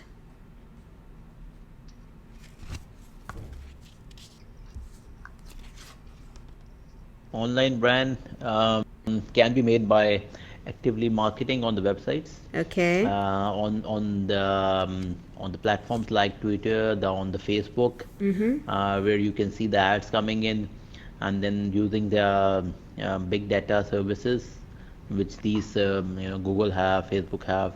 They can target the certain age groups or certain sections of the society, or maybe certain geographical areas, in particular seasons, like let's say in the summer season. So just having a big brand there, so that people know that when they are going on vacation with their family, so they are more inclined towards going to the theme park area. Let's say people especially go to Hong Kong or Paris or the US for the Disneylands and these things. So active marketing, keeps ticking at you all the time. Whenever you're opening the screen of your laptop or your mobile phone, in your subconscious you're looking at these things. So your brand value can go up big time. Good. Any other person who wants to comment? Yeah, and Anju, the new technologies like SEO, search engine optimizations, Right. can be effectively utilized. Whenever a person searches for holiday or theme parks or something, these things are are the first thing that might come up if you do your SEO very effectively. So in terms of Facebook, Google, and all these search engines, when you search about a theme park or a dream holiday, this might be the thing that might come up second or third in line. So people will be inclined to at least take a look at it rather than ignoring it. So that might also give you a better standing in terms of your online presence. So I want to ask you now, have they written anything, given any information about our website, online presence, anything like that?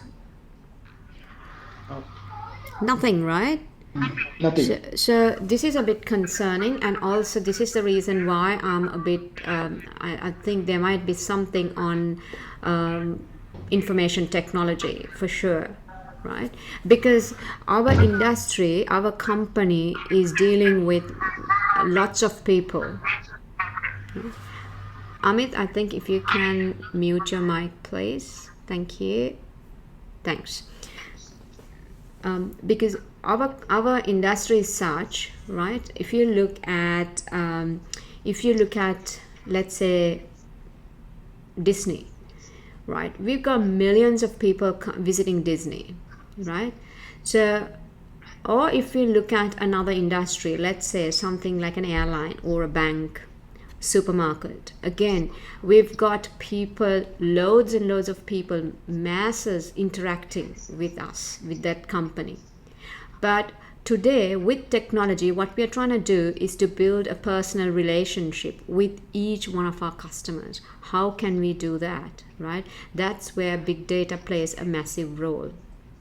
Okay, and also we do not have information about this company's website, right? Nothing like that. Again, the company, say if you look at it, the company can do loads of basically generate lots of other income, right? Other than your ticket sales, right? Merchandise, you can sell it online, merchandise. Okay, another thing that they can do is they can have again, go into gaming, go into interactions linking with your customers, right? And you guys mentioned social media. We have the platform already, so we don't need to build another Facebook, right? But link up and interact with your customers, understand what they want, right? That is important, to understand what they want.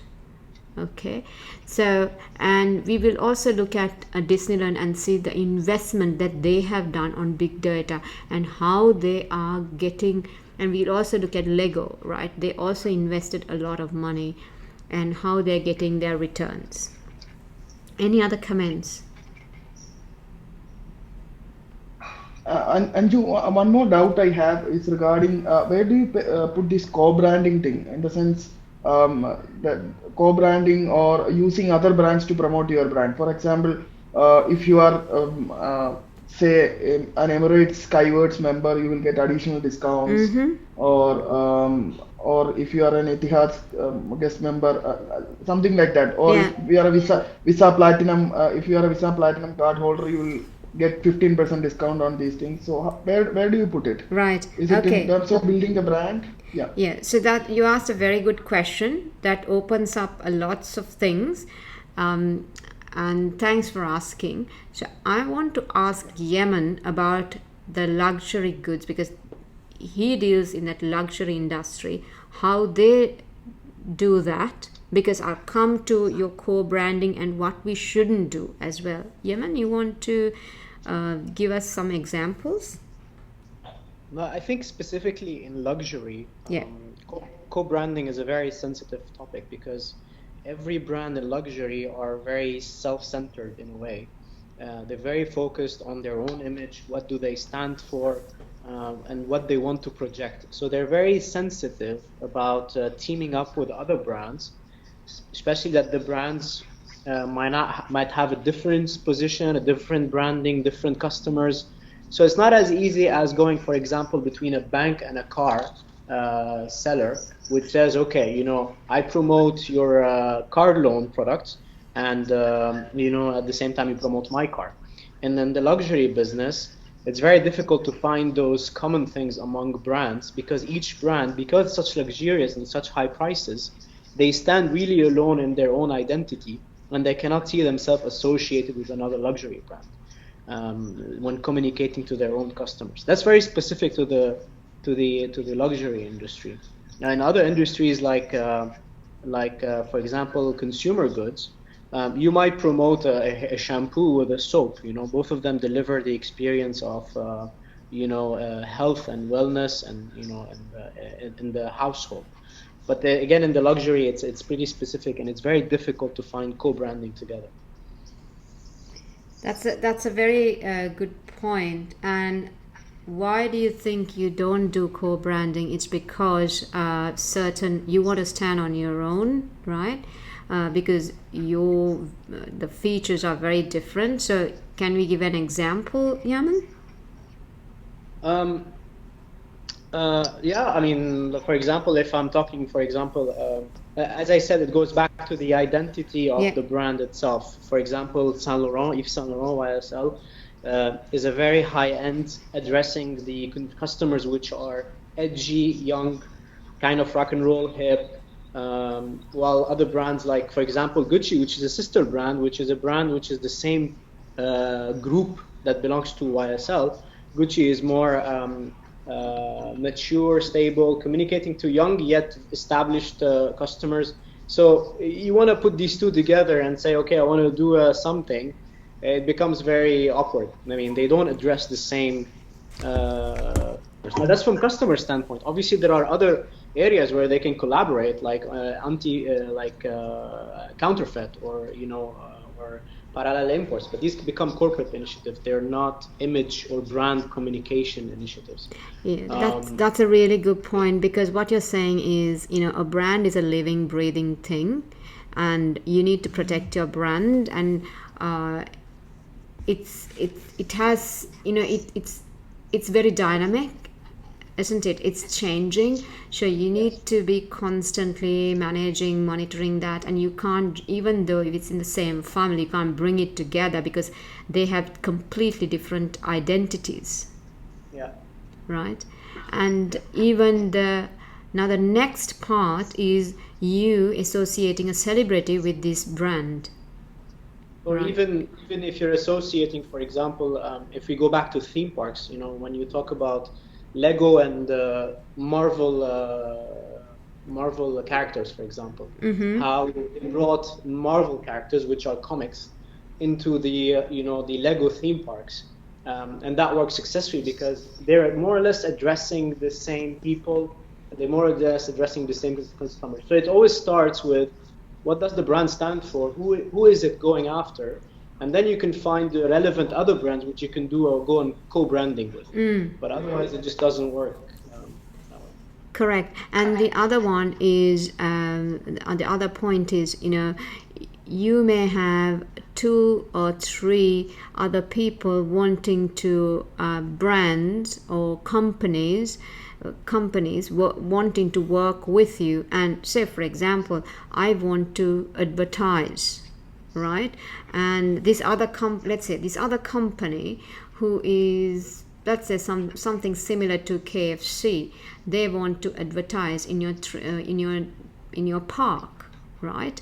And they have a food outlet as well, and they want to advertise in a big way, and there's a lot of revenue coming from that.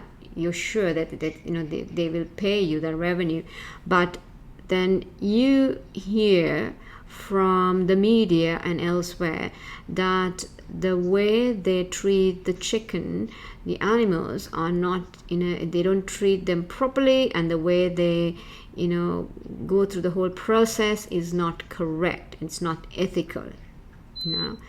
This is a big problem, right? You cannot be associated at that point with this company, because again, your image doesn't work well with this company. Now, let's say, for example, in our company, Dream Park, we say that we don't sell alcohol, right?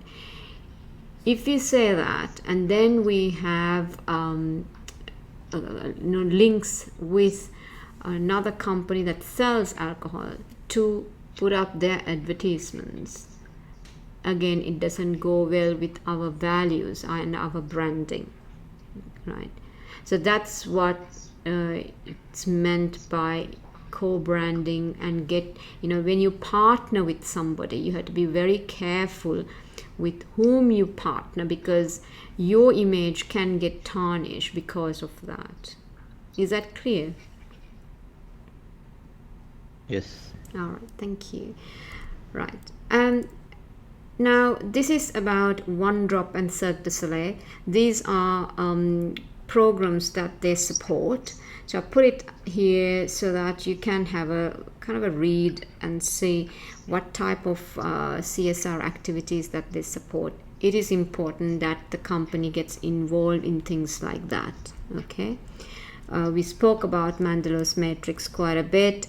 We need to do the stakeholder analysis. Who are our key players? Now, I have given a generic situation and said, well, these are your key players, but be careful, because the key players may change according to the situation, right? So it's important to understand the situation and then apply the key players, right?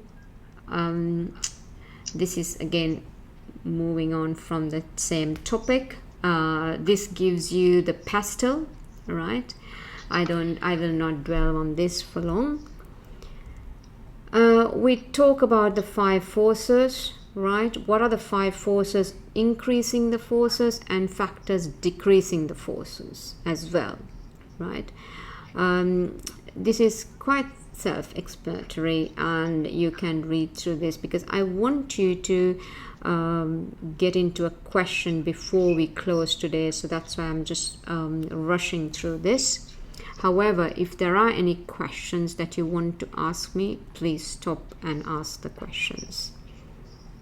Yeah, Anju, just a question. In fact, while answering the questions which are posed in the examination, do we go by analyzing the situation and then applying a particular theory and say that, okay, as per Mendelow's matrix, these are the things that we have identified, and then go about it? Or is it like you have to draw all these things and say that, or is it like in the, for example, I have seen questions like, okay, you are the finance director of such a so and so, you have to write a mail to this guy saying that okay, this investment needs to be taken up. So within that mail itself, you make a mention of this. So how do I do that? Right.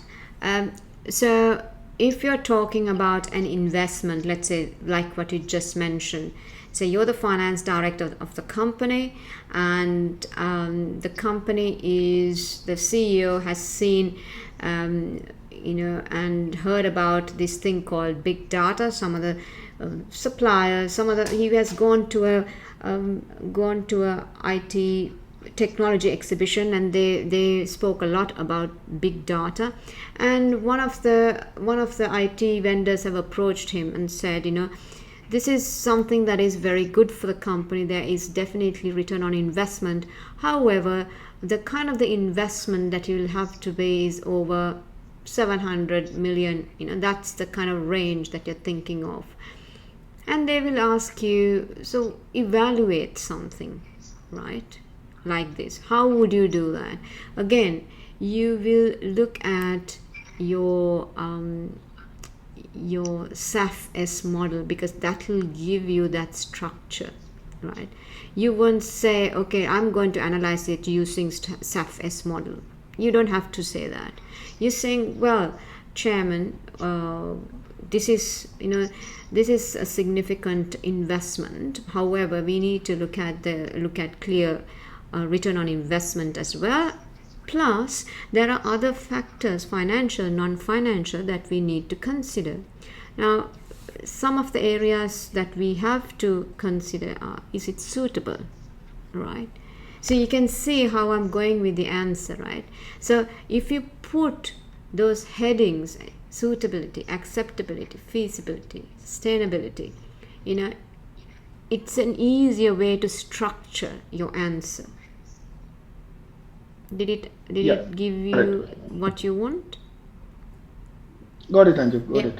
Okay, good. Thank you. Yeah. Now, our product life cycle is an interesting one here, because in certain areas it's a growth and growing market, and in other areas it's a Europe and US, it's a mature market. However, that is with the current products that we have.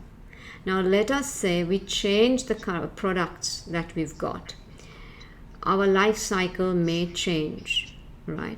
So can you guys give me an example how Europe and US life cycle can come into growth?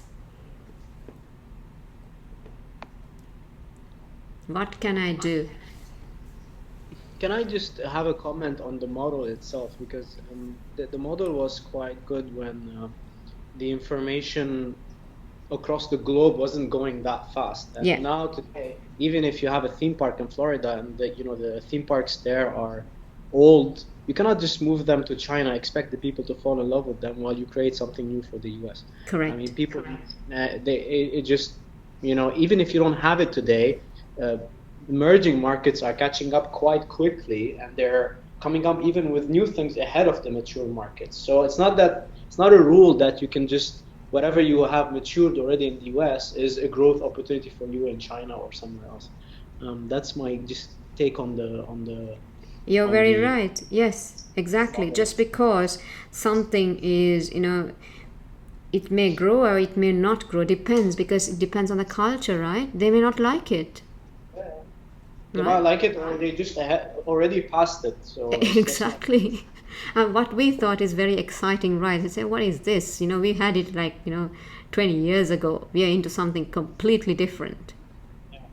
Right?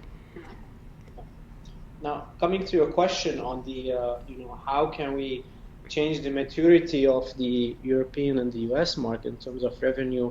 I mean, here we have probably to look at what areas haven't we exploited in gaming when it comes to those specific products we have today. So did we venture into new areas such as virtual reality, into new technologies which play on the on the same principle of the rides and the assets we have right now, but in a total different way, new, which is adapted to the new generations and so on. That could extend the life cycle of whatever we have in those parks without necessarily investing in something completely new from scratch. So can you give an example, Yaman? You're very nicely going into virtual reality, so let me take you there and ask you, can you give an example where you will not invest, you're not going to change the rides, but you're going to extend the life? Can you give an example how you can do that? Well, it could be, I mean, I'm not an expert, but like what we can do is that, like Disney, for example, which are now using the hotels as an extension of the park itself. In the hotels themselves, we can have virtual reality units where you can already experience the ride itself, obviously at a premium, because these things are expensive if you look at them per investment. You can experience the ride itself without actually going to the ride in the hotel, which will get you eventually excited to see the real thing when you go to the park. And these two can be complementary, and they don't have to compete with each other, rather work together in just getting you excited to the overall theme park experience. Yeah, that's true. And even the ride itself, you can have it in such a way that even though the ride is there, you can kind of have it and like something, you're watching a movie, right? And you can actually make this person feel they're going through tunnels, they're going through all kinds of things, and experience and feel the water and things like that. Hear the water, through waterfalls, but actually going through experiencing the ride. So all your senses being active, and it's not just you're going through that ride, in this case you choose whether you want to go through some kind of experience in the jungles or things, different parts of the jungle. So you can create a lot of things. It's a lot of imagination. However, currently virtual reality is not a cheap thing, right? So to Yemen's point, it is an expensive thing. So however, is it something that we can bring in to extend the life of the current product instead of investing 300-400 million in these rides, taking them out, putting them in, putting new ones in, right? So this is another thought process. I won't go through the SWOT. It's all stated here. We spoke about Ansoff. So I want to stop here a little bit and talk about the growth. How do you think we can grow in our case?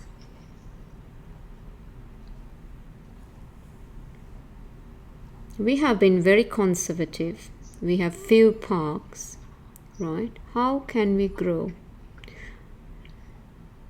Are we in a position to acquire, or are we in a position to be acquired? What do you think?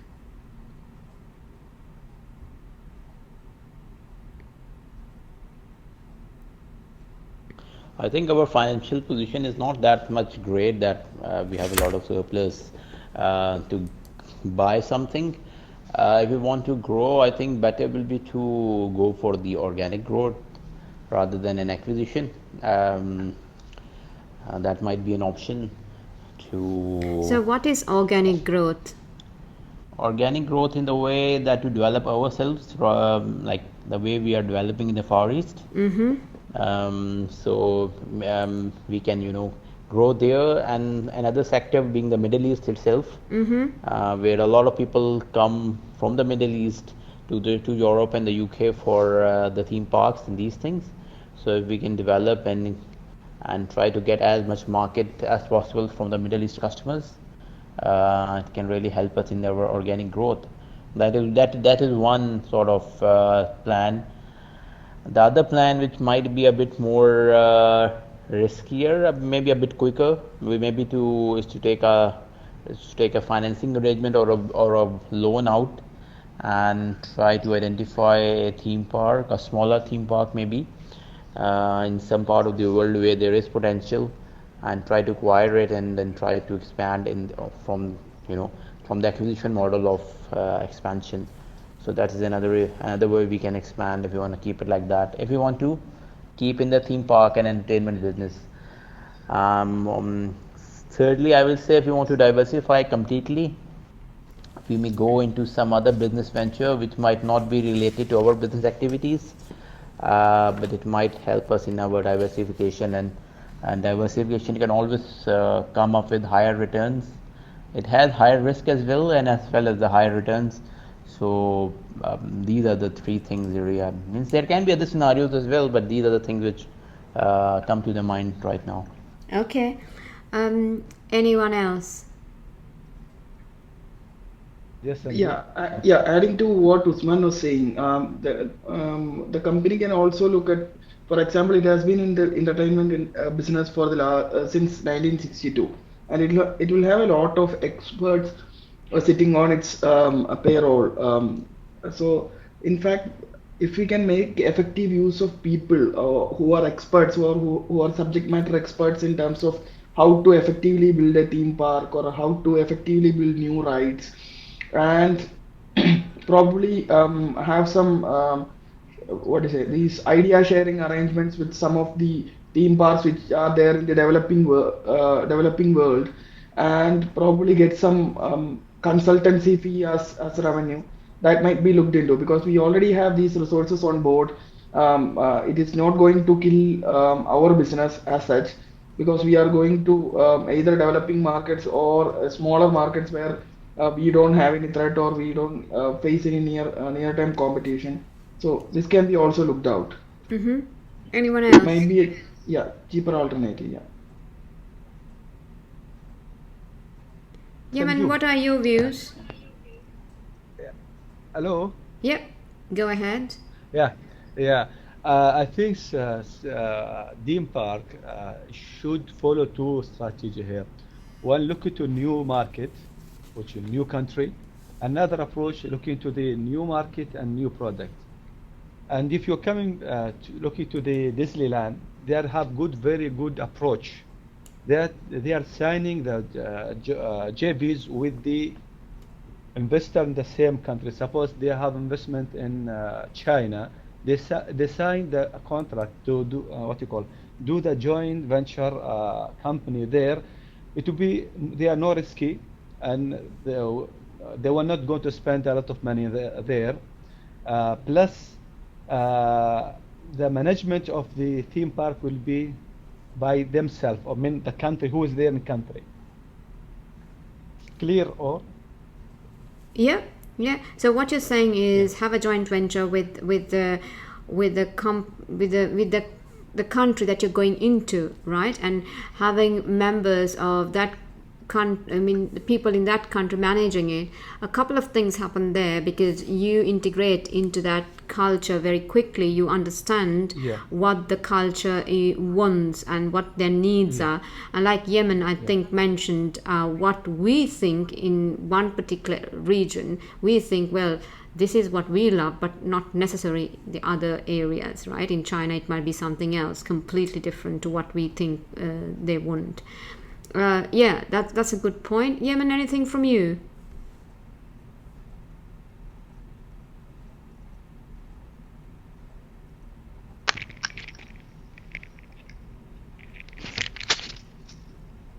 Hello? Yeah.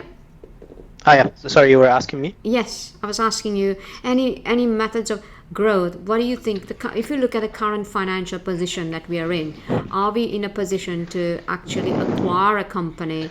When we're looking at the leverage ratio, I remember at that time we understood that there's some space for the company to acquire another, and to take on more debt, and it would still be within the manageable or acceptable risk levels for the shareholders.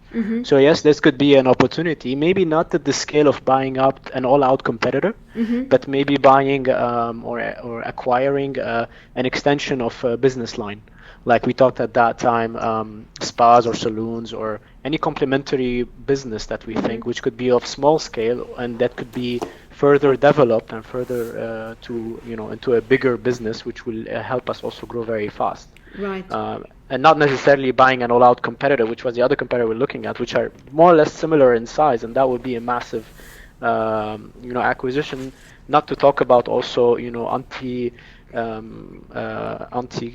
you call it, competitive hurdles that we might hit with the, for example, the European anti-competitive committee or so The on, laws, where we yeah, will become yeah. in a very dominant position. Yeah. So these are the things to consider. Yeah. So I'm not sure whether I'll go with an organic growth because they have been quite slow in the past, right? So they need to kind of really shake up the current way of doing things. They need to, I think, look at what's happening in the industry as well and change directions if that's required. And if they're not careful, they might be even taken over, I think. That might be a possibility because they have a good brand. So let's not forget it. They have lots of positives. But because they have been quite conservative, someone else might look at it and say, well, if this is a really good company to take over, because if you look at, there's a lot of debt, and they are not in a position to grow fast if they don't have those kind of joint ventures, partner with other people. So their growth, is a question mark unless they start working with other companies. Yeah. Right. Now, what I'm going to be doing is I want to give you guys a question so that I will give you 10 minutes to see how you structure the question, right? So give me a minute. Now I'm going to take off sharing my screen with you.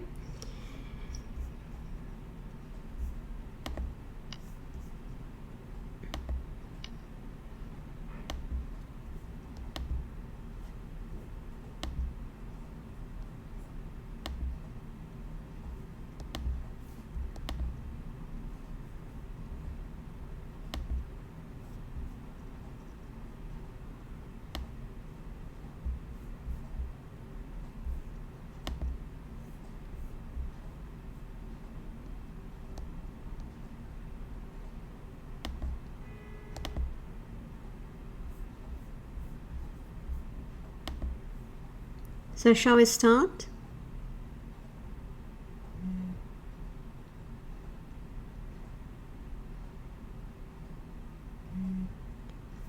Have you guys finished?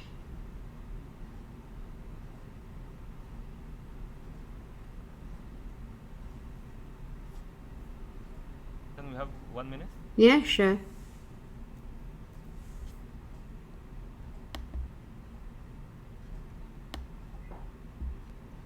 Okay guys, let's start now.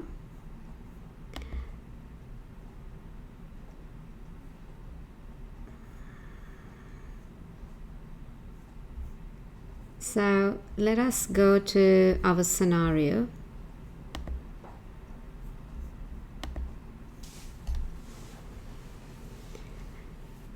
So this is a case of ethics, right? Yes, Sanju, yeah, to me, yes. Okay, so it's interesting to see how each one of you have actually answered this. I won't ask too many people. I will ask 2 people to showcase their answers. And Yemen, is it possible to share your screen with us?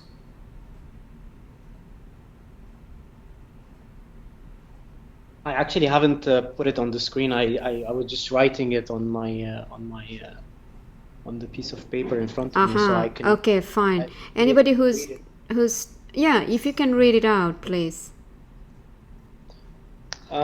Okay, so the way I approach this is there are the starting point is that we are dealing with a typical case of employee relationship and an impact on the brand of the company. So the first theme is how do we we need to protect our image, and we need to protect our customers in order to be protecting our business.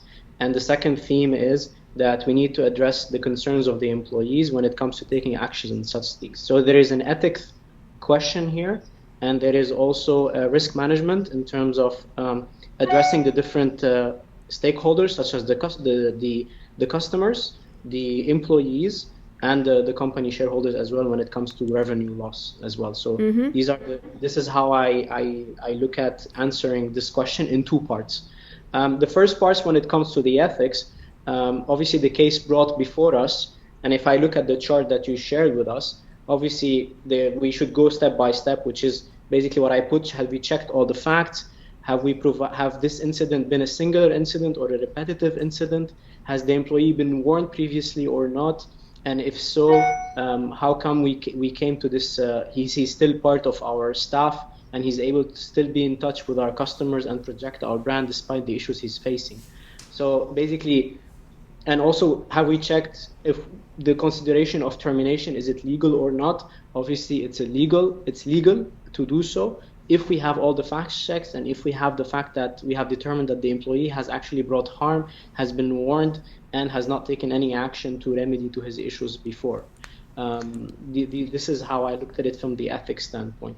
When it comes to the risk, the pros and cons, obviously we looked at protecting in terms of pros and cons when it comes to dealing with this issue and the impact of it on the overall business. As one, we're trying to protect the brand. We're protecting the customer, therefore we're addressing this, we're protecting the revenues in taking immediate action and sending a message, as the executive director has said, sending a message that we will not tolerate any tarnishing of our image when it comes to such incident. On the other hand, we have to be very careful with the employees to communicate that we have not been impulsive in our reaction, but it was a very well thought of in terms of checking all the facts, checking if really this is in line with company behavior and values, and getting hard evidence, and therefore we dealt with that to make sure that they don't feel threatened that any action that may be taken from them or any missteps will reflect immediately in immediate termination, that there's a process there addressed to address their concerns, and also to see if this is happening to them or not. So this is how I would structure my answer in both questions. Okay, good. Anybody's got a different view? Shall I share my Yes, in my answer, I think I more or less agree with the way that it is structured based on the ethics way. But I would suggest to maybe give a warning letter to the employee rather than firing the employee directly or through the process, because it can demotivate the other employees. So maybe just to show the employees, the both sides, that we have a process in place, that if you do something which is not in line with the culture of the organization or of our company, you will be reprimanded and you will be warned, and you will be it will have some sort of a penalty, but not a straight away sort of firing, because he had some personal issues there which are mentioned in the case. So just to show the employees that we do take care of you from your personal side as well. So in that way, the employees might be more motivated, or at least they will be able to more realize that okay, if there are reasons and someone has done it not intentionally but because of some reason or the other, then they might be given a chance, or at least someone will be there to hear their side of the story as well. Otherwise, I think the overall means it's just a matter of subjective thing, but overall I think the structure was particularly fine. Yep. Okay. I know there's someone else who wanted to come up with the answer. Who's that? There's some other person. Shall I Yeah. share my screen? Yeah, go ahead.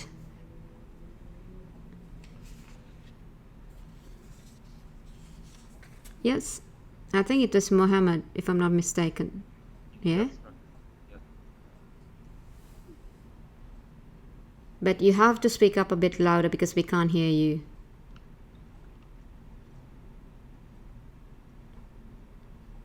Yeah, can see it. Yeah, good. Yeah, I started my answers by putting the thoughts. Yeah. Tony did a fatal mistake by breaching the code of ethics at the Dream Park, and he put Dream Park in a big financial reputation and commercial risks. But from human perspective, we can look at Tony as a good employee and he has a good track record. And what happened is unusual personal event. That's the other hand. Yeah. The recommendation is give a warning letter to Tony, and he should know that his position is at risk if he will, and he will be terminated if he repeats such actions again. We have to consider the demotivation aspects on the other employees if we fire or terminate Tony. Also, the company should communicate with the customers that has impacted by what happened by Tony and give them compensation like offers or discounts. Also send them the company apologize. And the last action should be implement a PR campaign that what happened is unusual and the company is still safe and take care of its customers. Yeah. Good. One other thing I would have liked you to comment was would have been, the CEO's view on this, because he's trying to actually terminate the employee and without giving any benefits, the due benefits, so the ethical side of it, the legal side of it as well, right?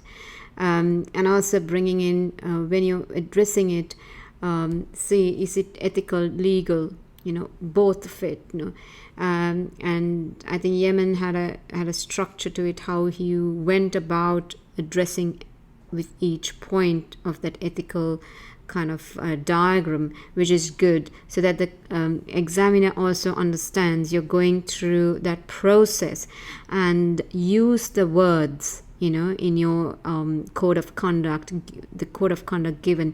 So use those words so the examiner is aware of that the code of conduct and how you apply to it. And also in your answer, make sure that you end up always with a recommendation. They may or may not ask you a recommendation, but you're at a very, very senior level in the organization, so you need to provide a recommendation always, right? And in this case, maybe this is the first time something like this has happened. So it gives you the opportunity to look at, do we have a grievance procedure? Do we have testing that we do, random testing of employees for alcohol and drugs? Do we have that? So, for example, in oil and gas, they do this on a regular basis, right? So this has to be incorporated because we are having lots of staff and young staff as well. Right?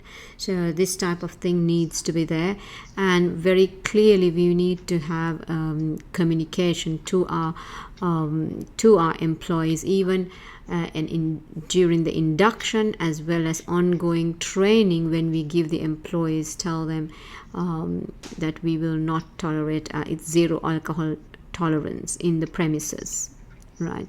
So if we have not had those things in place, this is a good opportunity to bring them.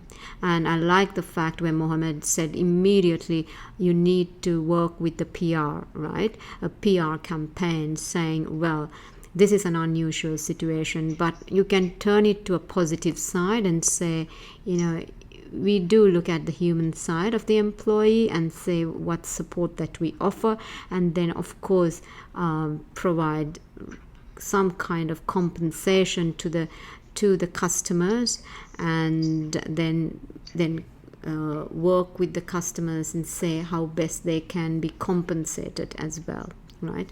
So now I know somebody had a question on ethics, how to answer the ethics. Is that clear? Was it clear? Right? So this is a typical thing that can come in. Now you might look at it and answer in a very generic sense, because you can answer in a very generic sense, but for you to score marks, you need to bring in certain models. In the answers the students provided today, you very nicely brought in the risk models. Then you brought in the ethics model, right? Another model you could have brought again, it would have been the stakeholder analysis. In this situation, who are the stakeholders that need to be addressed immediately. You could have done that as well. Okay. One thing, like what should be the length of the answer, permitting time? Like So if we the have time time, is then we should generally 60 minutes. 60 minutes. So we should try to, what I'm trying to ask is that we should give a long answer as much as possible, or we should be like sort of a precise one and that's it. Now, Or we should try to give as much as possible. so I think, let me answer this one, right? Because let's say you are talking only about risks. Now I brought in 3 areas to you, right? Ethics, risks, Yep. and your stakeholder analysis. Analysis, yep. And the recommendation. Okay. Let's say with your 60 minutes, you speak about risks for 45 minutes, which you can. What time do you have to answer the rest? Hardly any, right? So then you need to, that's why I said it's important you see in your mind, you need to give yourself 7 to 10 minutes to, in your mind, to understand what points, key points that you need to put in. Put your key points in your answer and then start writing. Move from point to point quickly, okay? Don't stay in one point for too long. It should be 10 minutes, 15 minutes. Don't stay half an hour, because how are we going to address the other points? Absolutely, yeah. Okay. Right? So be careful. So thanks for asking that question. It's a very, very good question. Any other questions before we close for today? So you've been extremely good, Ted. Nearly 3 hours, actually. Yeah, Anju, just one more question before we wind up. Now, when we answer this ethics question, is there any, for example, we are advising something to be given to the CEO as well. So we need, do we need to suggest some measures saying that, okay, if these things would have been in place, definitely we would have avoided this kind of a situation. So we need to make sure that we have ABC procedures or things in place so that these situations don't arise in future. So that can be addressed in your recommendation, right? Okay. Yeah. And in this case, they've stated about the CEO's comment, which you need to address, right? Don't miss it, because he's saying that we should terminate this guy and don't give him any compensation. I mean, his dues you don't need to give him, right? So take it out. I mean, that's illegal. They need to actually look into the law, right? And say, what is the legal implication here, right? So that's a key point. Any other questions? Do you think answering that question helped you guys? Yeah, definitely. Yeah, definitely. Yes, surely, Anju. Yes, to me. Okay, so tomorrow I will do more questions. Okay, maybe it'll go more than 2.5 hours, right? I don't mind that, so be prepared. It'll be more than 2.5 hours tomorrow. And for the other session, the bonus session that you guys are having tomorrow in the morning, I'll not be able to have a conversation with you guys, but it'll be a panel discussion. I'll have a few people discussing the case and some certain aspects as well. So it's a good thing for you. There are some articles in the Dropbox. Please do read the articles, because I will ask you questions before we start off the session, to summarize certain articles and give your view, okay? Because we have very short time together, so I want to use that time to answer questions and certain key topics. Okay? Okay, yep.